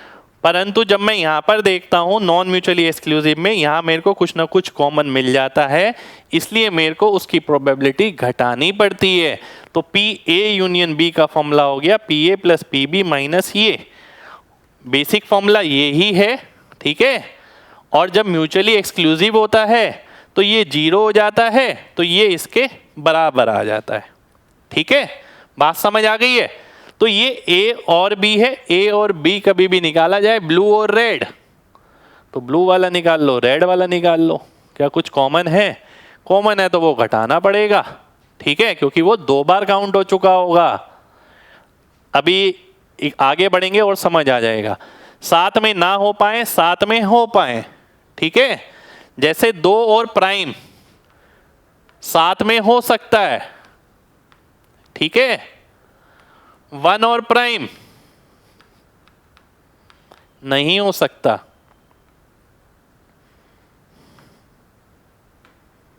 और इंग्लिश वाला और, या हिंदी वाला या, ठीक है, ठीक। तो ये म्यूचुअली एक्सक्लूसिव है, ये नॉन म्यूचुअली एक्सक्लूसिव है। मैं थोड़े एग्जांपल आपके सामने रखूंगा जहां से आपको बातें और क्लियर होंगी, ठीक है। ताश की गड्डी में से आपने एक पत्ता निकाला, या तो वो एस होना चाहिए या किंग होना चाहिए, ठीक है। हमें पता है एनएस कितना होगा, एनएस तो 52 ही होगा, ठीक है। पर जो पत्ता आपने निकाला है या तो वो एस हो या वो किंग हो। सबसे पहली बात आप यहां पर ये देखिए, क्या ये इवेंट म्यूचुअली एक्सक्लूसिव है, नॉन म्यूचुअली एक्सक्लूसिव है। तो ये इवेंट होगा आपके म्यूचुअली एक्सक्लूसिव, क्योंकि ये इंडिपेंडेंट है। इंडिपेंडेंट कह रहा हूं मैं, मेरा कहने का मतलब ये है कि इसके अंदर कुछ भी कॉमन नहीं है, ठीक है। एस एक अलग है, किंग एक अलग है, दोनों एक साथ नहीं हो सकते, ठीक है। इन दोनों के बीच कॉमन कुछ भी नहीं है। तो जब कॉमन कुछ भी नहीं होता तो हम सीधा प्रोबेबिलिटी ऐड कर देते हैं। एस की प्रोबेबिलिटी कितनी आ गई, 4/52। किंग की कितनी आ गई, 4/52, और हम बोल देंगे 8/52, क्योंकि ये म्यूचुअली एक्सक्लूसिव थे, सीधा सीधा ऐड कर दिया, ठीक है। और का साइन था। अब एक पत्ता निकाला मैंने, ठीक है, वो हार्ट का हो या स्पेड का हो, ध्यान से देखिए। हार्ट और स्पेड में कोई कार्ड ऐसा निकल सकता है जो हार्ट का भी हो स्पेड का भी हो, ठीक है। यानी जिसपे हुकुम भी बना हो और दिल भी बना हो, ऐसा कोई कार्ड आ सकता है, नहीं आ सकता। कोई कॉमन पॉइंट नहीं है, इसलिए ये भी कैसा हो गया, म्यूचुअली एक्सक्लूसिव, ठीक है। ये भी आपका म्यूचुअली एक्सक्लूसिव हो गया। अब हम देखते हैं हार्ट के कितने कार्ड होते हैं, 13 कार्ड होते हैं। हार्ट की प्रोबेबिलिटी आ गई 13/52। स्पेड के, इसके भी 13 होते हैं, 13/52, 26/52 मेरा आंसर आ गया। यानी जो कार्ड मैं निकालूंगा या तो वो हार्ट का है या स्पेड का है, उसकी प्रोबेबिलिटी है 26/52। तो सबसे पहले मैंने बिल्कुल सिंपल चीज़ों से शुरू किया कि आपको समझ आए कब वैसा सिंपल फॉर्मूला लगाया जाता है। फिर मैं आ गया अब एडिशन रूल पे। मैंने आपको बताया और वाली लैंग्वेज होगी, ये सब लिखा होगा, और इसके अंदर भी 2 केस आएंगे, म्यूचुअली एक्सक्लूसिव और नॉन म्यूचुअली एक्सक्लूसिव। देखिए जब मैंने यहाँ शुरू किया था ना, देखिए यहाँ लिखा था, देखो एक क्वेश्चन इस पे बनता है, फिर क्वेश्चन ए और बी पे बन जाता है। इसके अंदर भी 2 केस आते हैं, म्यूचुअली एक्सक्लूसिव और नॉन म्यूचुअली एक्सक्लूसिव, ठीक है। तो हमने बताया जो म्यूचुअली एक्सक्लूसिव होता है उसमें प्रोबेबिलिटी सीधा जुड़ जाती है, नॉन म्यूचुअली एक्सक्लूसिव में प्रोबेबिलिटी सीधा जुड़ती तो है, पर साथ में जो कॉमन प्रोबेबिलिटी होती है वो घट जाती है, क्योंकि वो कार्ड 2 बार ऐड चुका, वो चीज़ 2 बार हो चुकी होती है, ठीक है। तो एक बार ही काउंट करनी होती है हमें। तो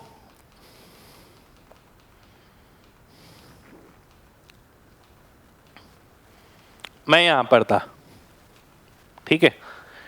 क्वीन और रेड, बेगम वो भी लाल, क्या नजर आ रहा है मेरे को, नॉन म्यूचुअली एक्सक्लूसिव नजर आ रहा है, क्योंकि मुझे पता है लाल कलर की बेगम भी एग्जिस्ट करती है, कुछ कॉमन है इन दोनों में, तो वो घटाना पड़ेगा, ठीक है।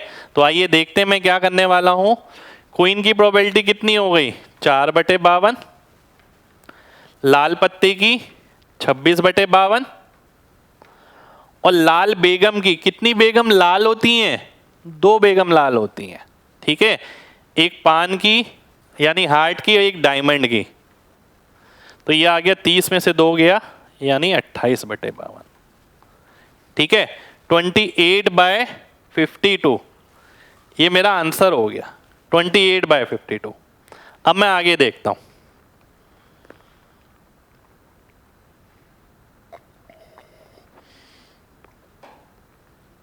ध्यान से देखिए, प्रोबेबिलिटी ऑफ एस और किंग और क्वीन, ध्यान से बात समझना। क्या एस किंग जो मैंने पत्ता निकाला 52 में से एक पत्ता एक ही निकाला जा रहा है, चाहे आप एडिशन रूल की बात करें या पीछे हमने बात करी, एक्शन एक ही हो रहा है, ठीक है, कोई एक। तो जो पत्ता निकाला या तो वो इक्के का आए या वो किंग आए या वो क्वीन आए, ठीक है। तो उस चीज की प्रोबेबिलिटी निकालनी है। क्या इसमें कुछ कॉमन नजर आ रहा है? क्या कोई पत्ता ऐसा हो सकता है जिसमें इक्का भी हो, के भी हो और क्वीन भी हो? नहीं हो सकता। तो इसका मतलब है ये क्या हो गया, ये हो गया मेरा म्यूचुअली एक्सक्लूसिव इवेंट। और जब म्यूचुअली एक्सक्लूसिव इवेंट होता है मेरा, ठीक है, तो इसके अंदर मैं क्या करता हूँ, प्रोबेबिलिटी सीधा ऐड कर देता हूँ। एस की प्रोबेबिलिटी कितनी है? इतनी है। किंग की प्रोबेबिलिटी कितनी है? इतनी है। क्वीन की प्रोबेबिलिटी कितनी है? इतनी है। क्या कुछ कॉमन? कुछ भी कॉमन नहीं। कॉमन होता तो हम वो घटा देते। 12/52 मेरा आंसर आ गया। 12/52, ठीक है, 12/52। तो ये था हमारा एडिशन रूल। एडिशन रूल की सबसे बड़ी खास बात यही है कि आप ये ध्यान रखें, कोई एक इवेंट हो,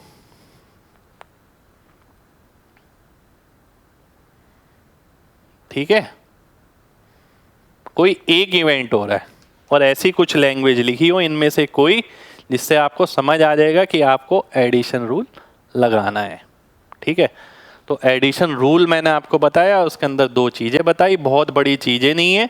mutually exclusive, non mutually exclusive, अगर आप वैसे समझ जाते हैं तो बहुत बढ़िया है भाई। जहाँ पर भी कुछ कॉमन होने की संभावना हो वो नॉन म्यूचुअली एक्सक्लूसिव हो गया, वो एक्सक्लूसिविटी नहीं रहे। एक्सक्लूसिविटी का मतलब क्या होता है? केवल मैं, केवल मैं, ठीक है। तो केवल मैं का मतलब है उन दोनों में कुछ भी कॉमन नहीं है, तो वो म्यूचुअली एक्सक्लूसिव हो गए।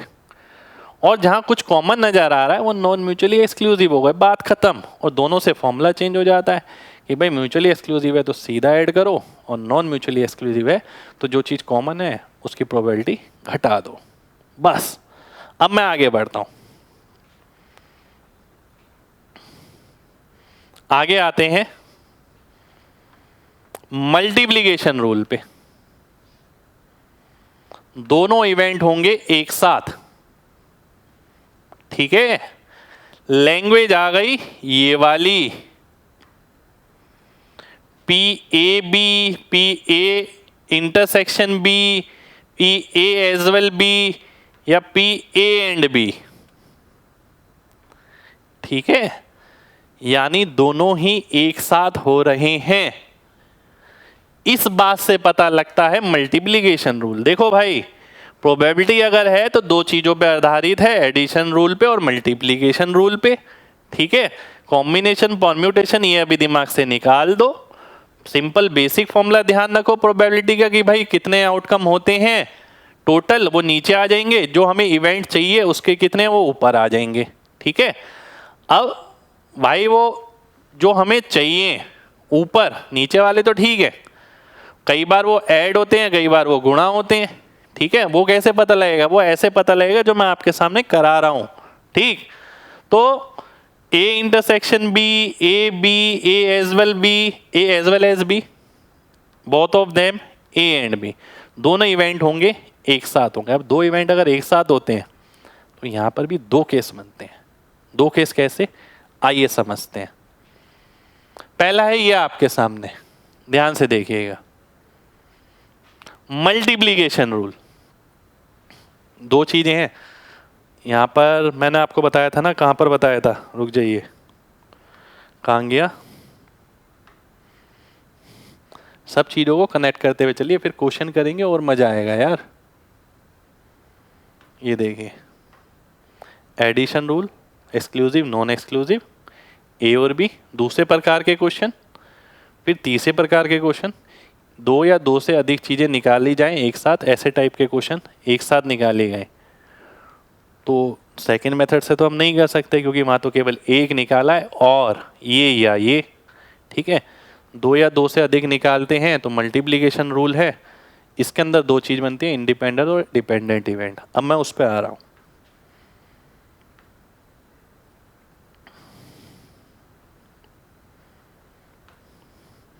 इसको ना थोड़ा ध्यान से समझना यार,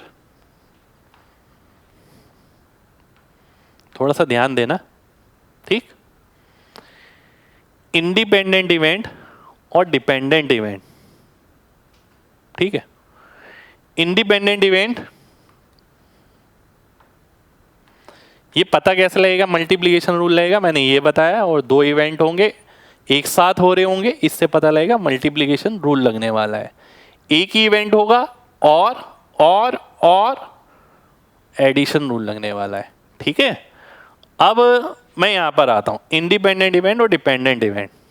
ठीक, यहां पर एक चीज लिखिए, विद रिप्लेसमेंट, विदाउट रिप्लेसमेंट। ठीक है, ध्यान से बात समझिएगा। एक कार्ड की गड्डी है मेरे पास, ठीक है, मैंने उसमें से कार्ड निकाले 2, ठीक है, एक वाला तो केस चला गया ना। 2 कार्ड किस तरीके से निकाले? देखिए क्या क्या संभव हो सकता है। एक ही 2 संभावनाएं ना, देखो, और दोनों ही संभावना यहां पर है आपके सामने। ठीक है, ये संभव हो सकता है कि मैंने एक गड्डी ली, एक कार्ड निकाला, उसे अलग रख दिया, फिर दूसरा कार्ड निकाला। ठीक है, तो पहली बार जो मैंने कार्ड निकाला वो कितने पत्तों में से? 52 पत्तों में से, पर मैंने उसे रख दिया, इसमें गड्डी में नहीं मिलाया। तो अगली बार जो कार्ड निकाला मैंने कितने पत्तों में से? 51 पत्तों में से। तो इसे हम बोलते हैं विदाउट रिप्लेसमेंट, यानी यहां पर हमने रिप्लेस नहीं किया।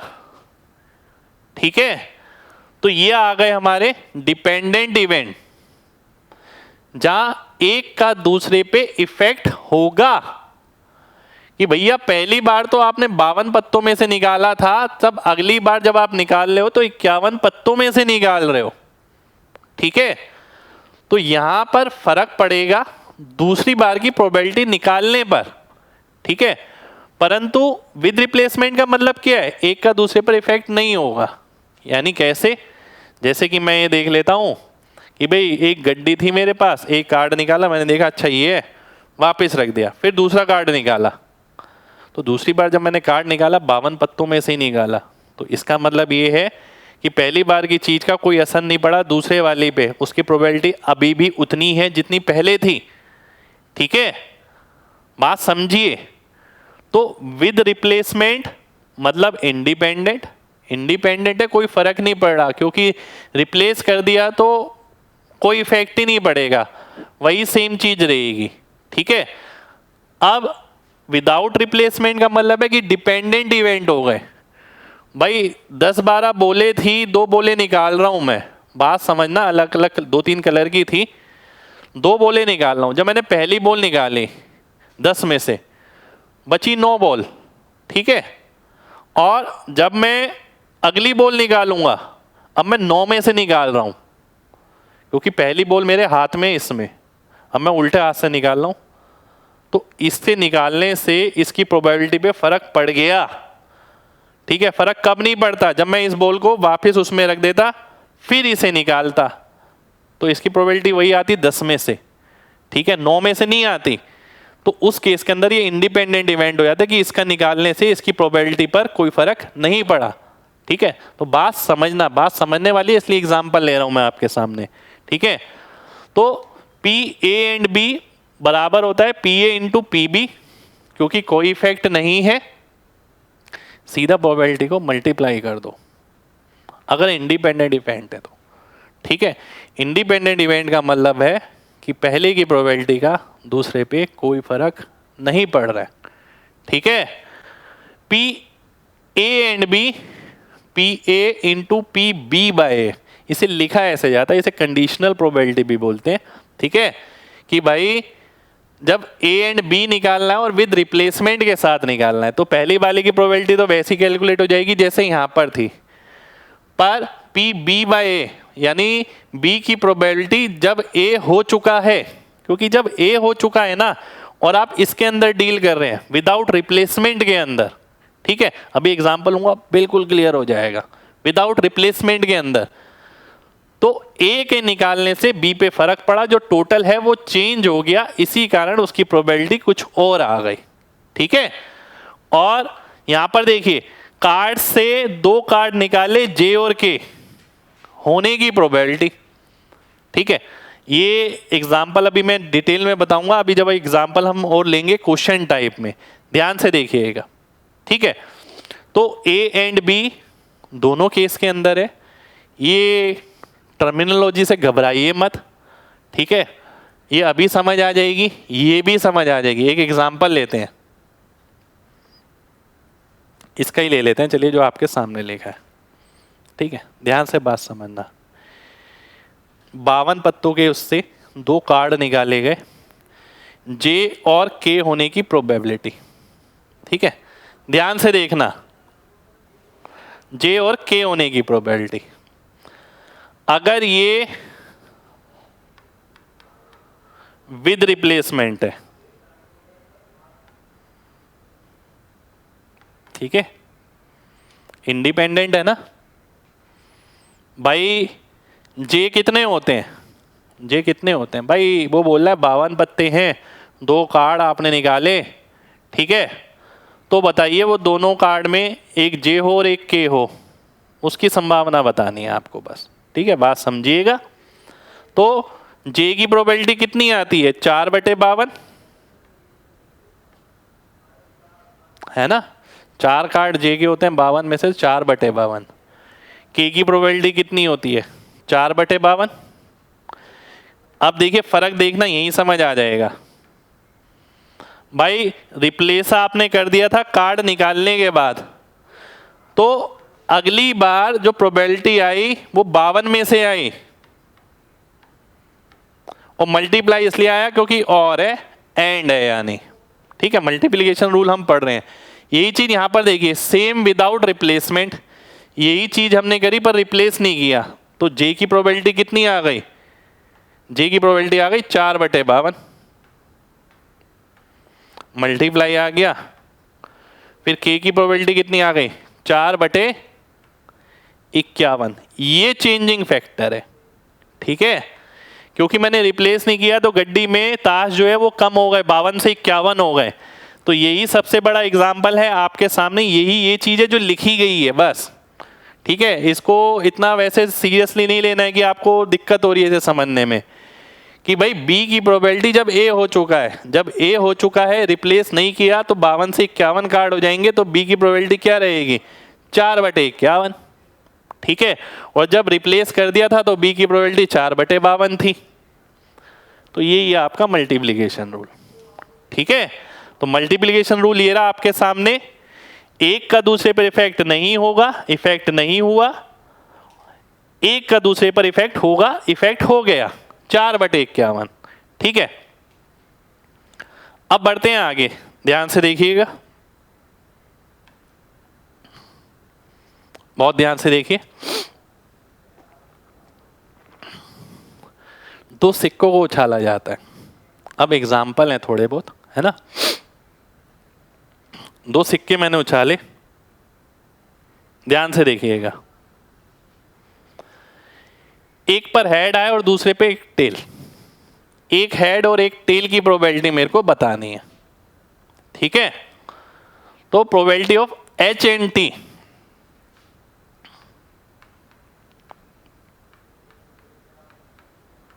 वन बाई टू हेड की हो गई, 1/t टेल की हो गई, तो 1/4 आ गई, ठीक है। ये मेरा 1/4 आ गया। ये कैसे इवेंट हो गए, ये इंडिपेंडेंट इवेंट हो गए, ठीक है, एच एंड टी। 2 कार्ड निकाले गए, पहला एस और दूसरा किंग, ध्यान से देखिए, 2 कार्ड निकाले गए, पहला एस आए और दूसरा किंग आए, ध्यान से देखिए। देखिए जब तक विदाउट रिप्लेसमेंट लिखा नहीं गया तो रिप्लेसमेंट के साथ है, ठीक है। विदाउट रिप्लेसमेंट लिखा नहीं गया ना, तो रिप्लेसमेंट के साथ है। 2 कार्ड निकाले गए, एक एस और एक किंग, भाई और आ रहा है, ठीक है। 2 कार्ड निकाले हैं, एस की प्रोबेबिलिटी कितनी है, 4/52, किंग की प्रोबेबिलिटी कितनी है, 4/52। दोनों को गुणा कर दो, आंसर आ जाएगा। कैसे इवेंट हो गए, इंडिपेंडेंट। क्योंकि यहाँ कहीं दूर दूर तक उसने विदाउट रिप्लेसमेंट वर्ड का इस्तेमाल नहीं किया। जब विदाउट रिप्लेसमेंट वर्ड का इस्तेमाल होगा, ठीक है, तभी हम मानेंगे कि ये डिपेंडेंट इवेंट है। क्योंकि विदाउट रिप्लेसमेंट का मतलब क्या है कि कार्ड की संख्या कम हो जानी। जैसे कि आप आगे देखते हैं, ये रहा एक और एस और एक किंग। देखिए यहीं पर ही इसी का एग्जाम्पल लिया, एक एस और एक किंग। अगर मैं देखूं विद रिप्लेसमेंट है, ये इंडिपेंडेंट है, ये विदाउट रिप्लेसमेंट है तो क्या है, तो ये डिपेंडेंट इवेंट है।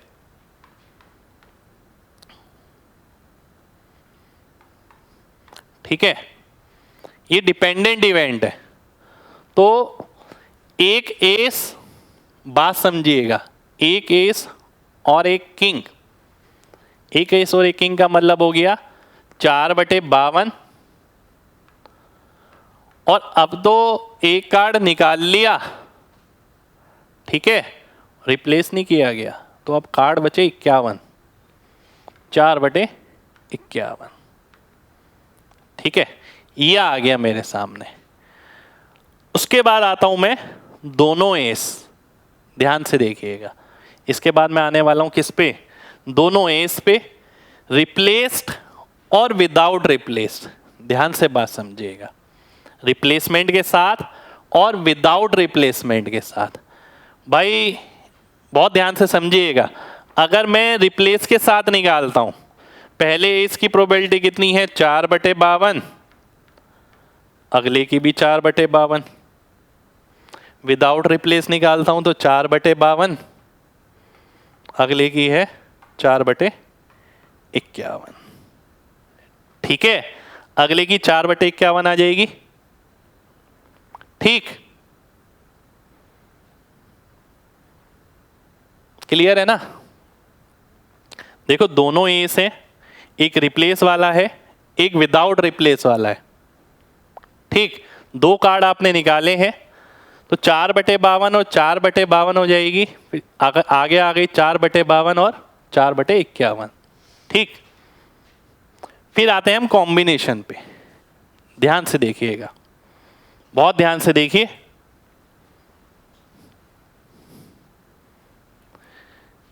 एक सेकंड रुक जाइए।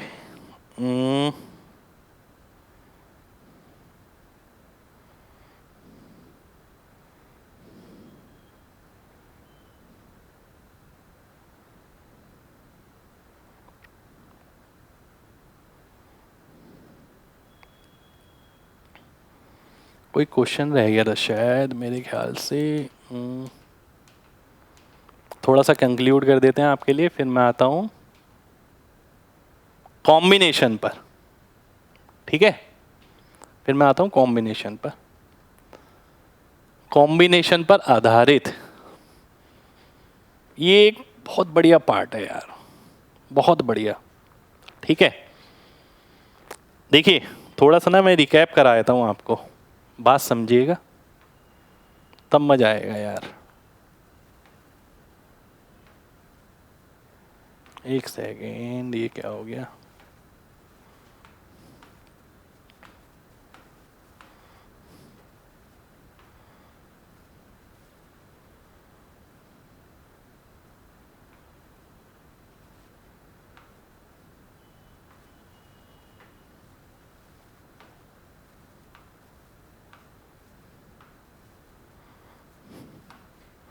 ध्यान से देखिए, मैंने प्रोबेबिलिटी शुरू करी आज। ठीक है,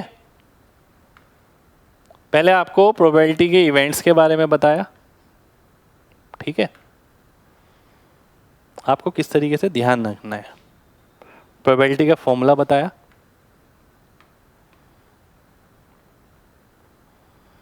टाइप्स ऑफ क्वेश्चन बताए। ठीक, 4 टाइप के क्वेश्चन बनते। हमने डिस्कस किया 2 coin, 3 coin, 1 dice, 2 dice, 52 pack of card, sum of dice पे क्वेश्चन। ठीक है, ये किया हमने। फिर मैंने आपको बताया कि भैया जो प्रोबेबिलिटी है ना, वो मेन आपकी डिपेंड करती है एडिशन रूल पर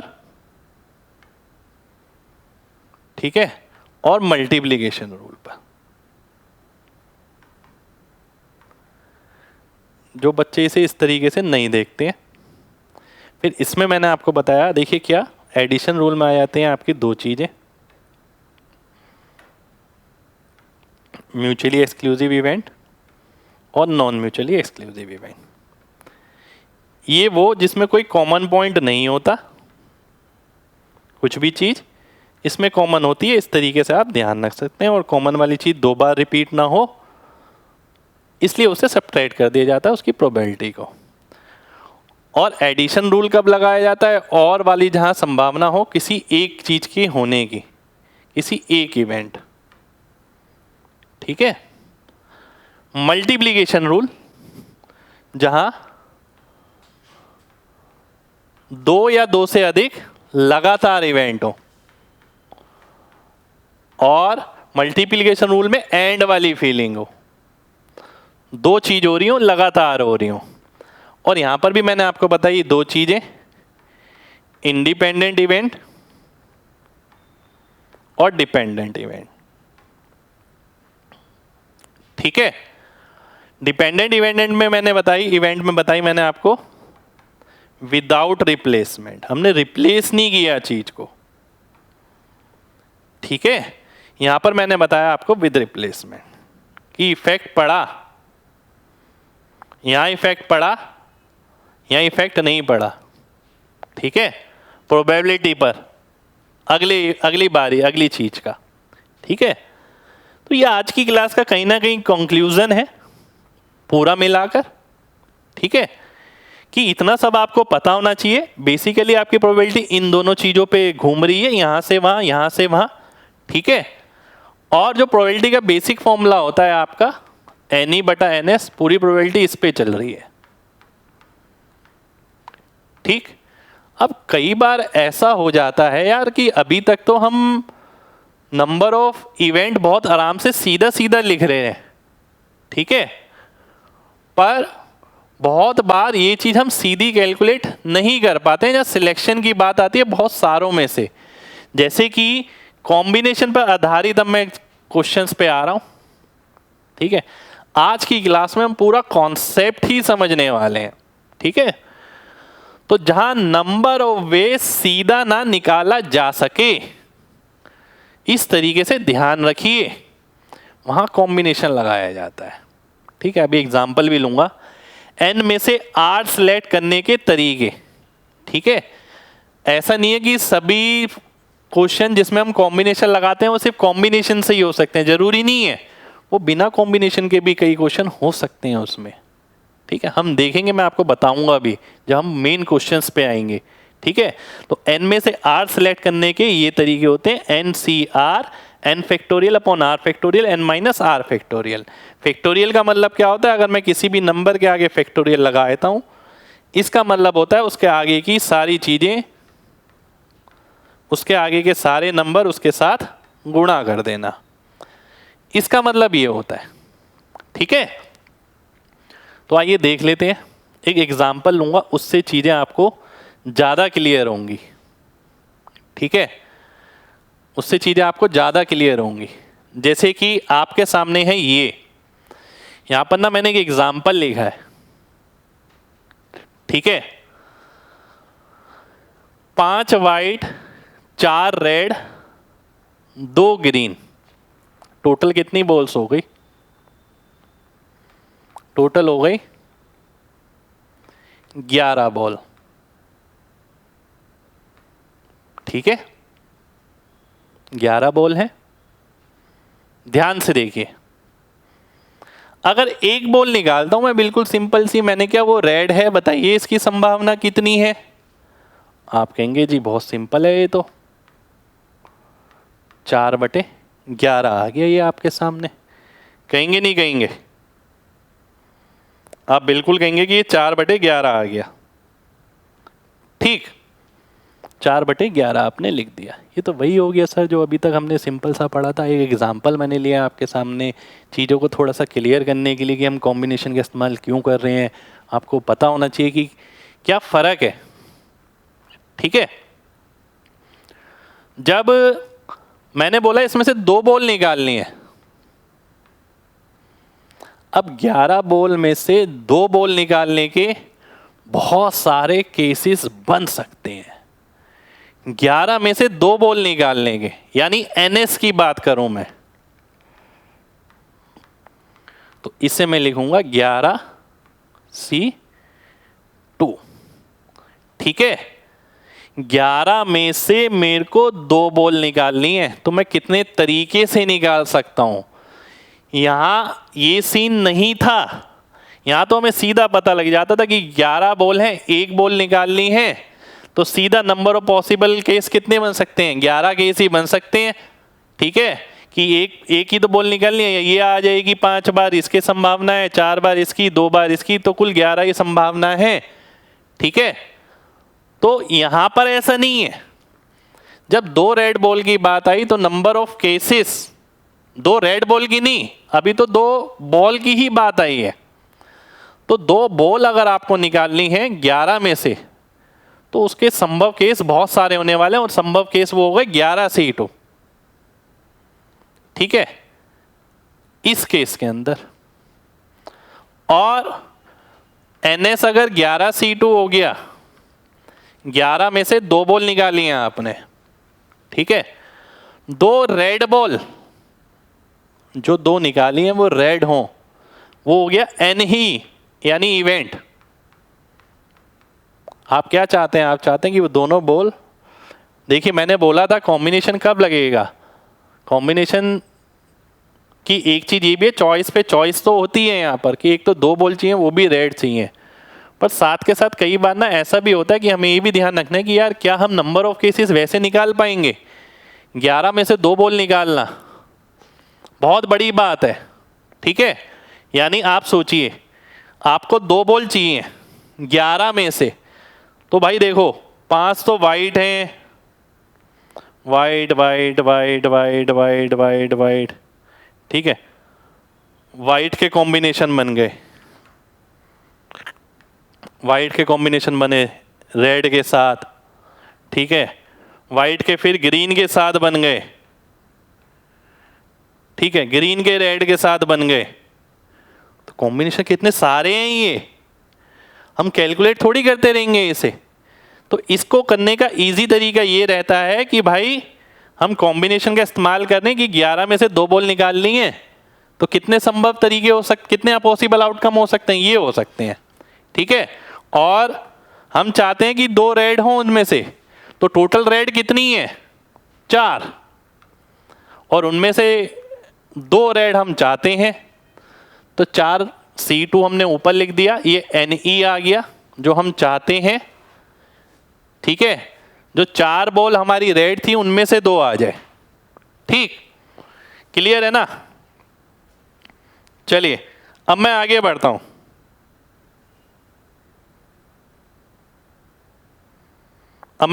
हूं।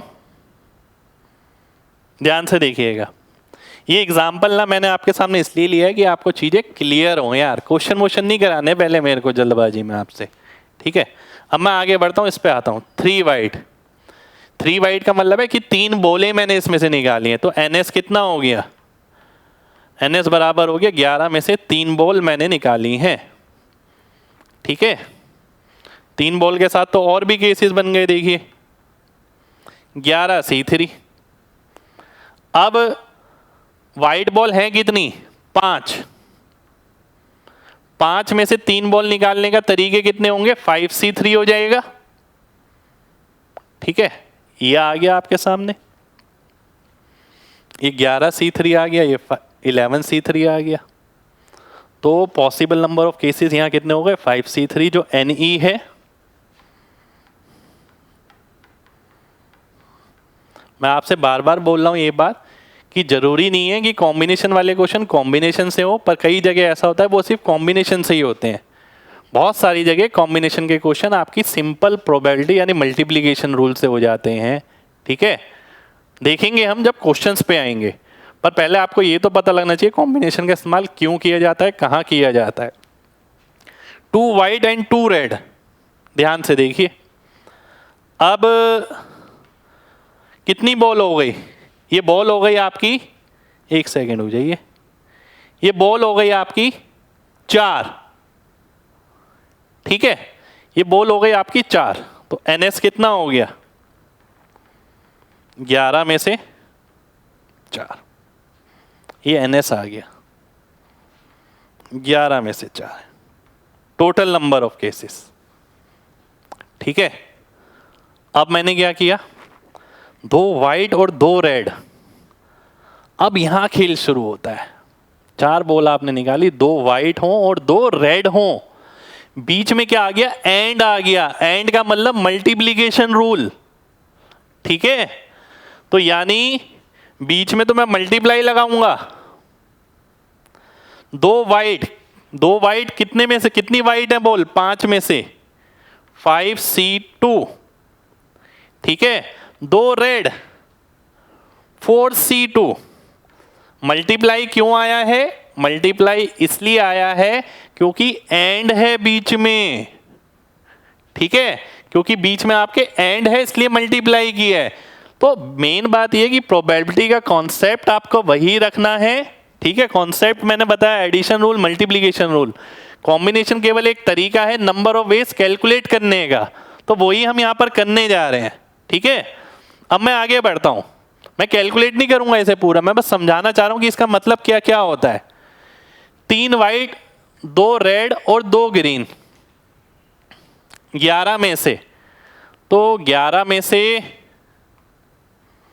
कितनी बॉल निकाल ली हमने, 11 में से 7 बॉल निकाल ली, ठीक है। 3 वाइट कितने में से, 5 में से,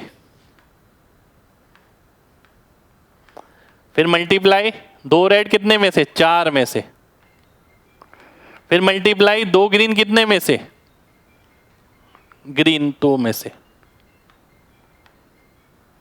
ठीक है।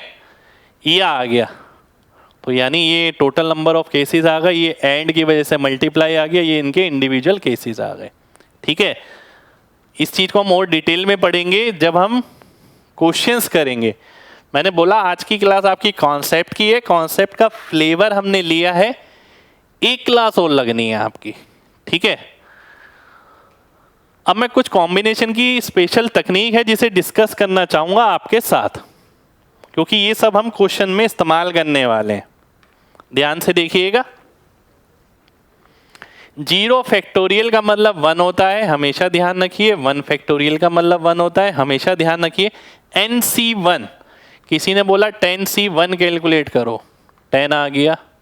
किसी, अब देखिए ध्यान से देखिएगा, बहुत ध्यान से, NCR का मतलब क्या है, N में से R सिलेक्ट करना।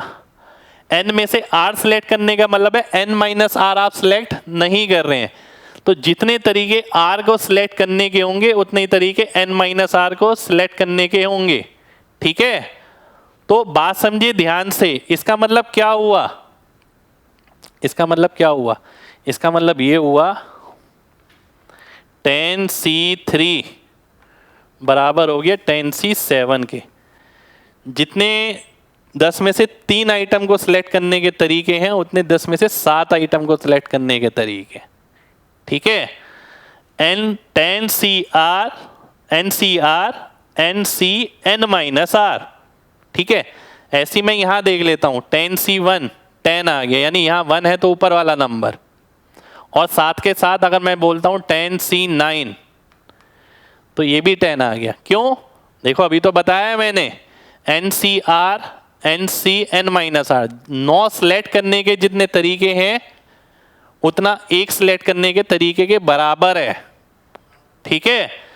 तो जो कॉम्बिनेशन है हमारा वो प्रॉपर्टी ये फॉलो करता है, ये हम काफी जगह कैलकुलेशन मिनिमाइज करने के लिए करेंगे। NCN, ठीक है, यानी किसी ने बोला 5C5 1 आ गया। अब 5 में से 5 सिलेक्ट कर रहे हो तो बची कितनी, 0, तो सीधी सी बात है 0 वाला भी 1 ही आ जाएगा आपका, ठीक है। 0 वाला भी 1 आ गया।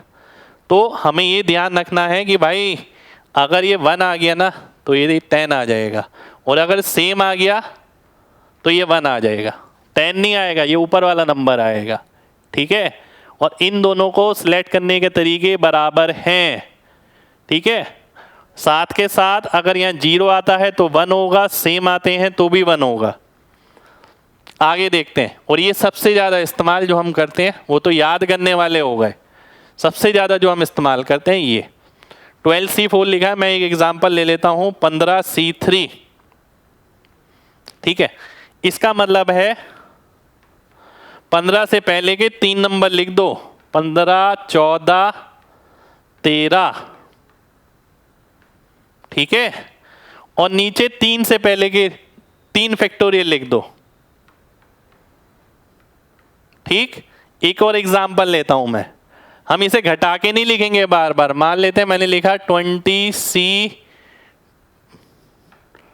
20C4, तो मैंने लिख दिया 20, 19, 18, 17,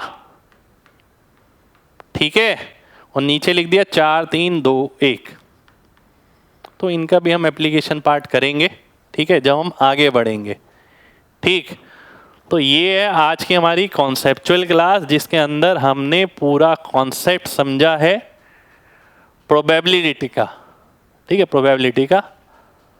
प्रोबेबिलिटी से घबराना नहीं है। और आपके पेपर में जो आने वाली है ना, वो बेसिक प्रोबेबिलिटी आने वाली है, कोई बहुत ऊपर की प्रोबेबिलिटी नहीं आएगी। क्लास से एक भी क्वेश्चन बाहर नहीं आएगा। पर मैं ये चाहता था कि आपको प्रोबेबिलिटी इसी तरीके से पढ़ाई जाए कि आपके दिमाग में भी बैठे, ठीक है, आपके दिमाग में फिट भी होनी चाहिए। ये नहीं कि आप केवल पढ़ते जा रहे हैं।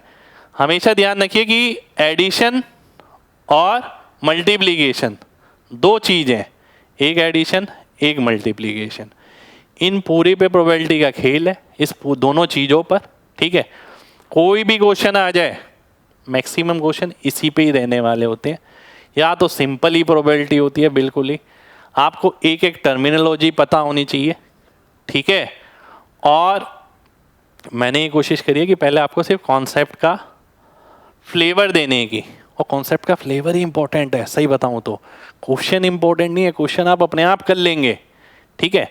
तो आज की क्लास पूरी कॉन्सेप्चुअल थी। उम्मीद करते हैं प्रोबेबिलिटी का कॉन्सेप्ट आपका कहीं ना कहीं क्लियर होगा, किस तरीके से प्रोबेबिलिटी को आप दिमाग में रख सकते हैं। मैंने कोशिश यही करी है, एक देसी तरीका रखा है कि बच्चों के दिमाग में किस तरीके से सेटल्ड हो। किसी एक आध जगह अगर गलती हो गई हो तो शायद हो भी सकती है, क्योंकि थोड़ी क्लास जल्दी में भी रही, मुझे ऐसा लगा, ठीक है। और तबीयत भी थोड़ी मेरी ठीक नहीं है, मैं आपको सही बताऊं, दोनों हाथों में दर्द है मेरे, ठीक है। पर एग्ज़ाम बच्चों का आ रहा है तो कैसे भी करके मुझे कराना है, ठीक है। मैं नहीं चाहता कि मेरे बच्चों की प्रोबेबिलिटी रह जाए, ठीक है। तो अपने आप पे भी बहुत ज़्यादा ध्यान जा रहा है, बार बार मैं पानी भी पी रहा हूँ, ठीक है, वो दिक्कत आ रही है। तो सेशन अच्छा लगा हो तो दिल से लाइक करिएगा ज़्यादा से ज़्यादा, और कमेंट करके ज़रूर बताइए कि कॉन्सेप्ट दिमाग में बैठा, क्योंकि कॉन्सेप्ट अगर दिमाग में बैठेगा फिर हम अगली क्लास आपके लिए डालेंगे, ठीक है। अगली क्लास क्वेश्चन वाली होगी भरपूर, ठीक है, भरपूर तादाद में हम क्वेश्चन करेंगे। और मेन बात कि भाई 2 क्लास बहुत हैं। ये सेशन में लाइव भी ले सकता था आप सबके लिए, पर मैं इस क्लास में कोई डिस्ट्रैक्शन नहीं चाहता था। मैं चाहता था जो मेरे अंदर फ्लो है सारा वो मैं बाहर लेकर आऊँ, और आप मेरे को सुने केवल, क्योंकि ये ना सुनने का ज़्यादा है। अगर आप बात आपने सुन ली तो मैथमेटिकल टर्म में तो आप अपने आप एक्सप्रेस कर लेंगे। मेन बात है कि आप मेरी बोली गई बातें आपके दिमाग में बैठी, कि आपके दिमाग तक गई वो, ठीक है। तो ज़्यादा से ज़्यादा लाइक चाहिए और ज़्यादा से ज़्यादा कमेंट करना अगर सेशन अच्छा लगा हो। नेक्स्ट सेशन में आएंगे दमदार क्वेश्चन लेकर। कोशिश ये रहेगी 1-2 दिन में ही नेक्स्ट सेशन जल्दी से लाया जाए। जय हिंद।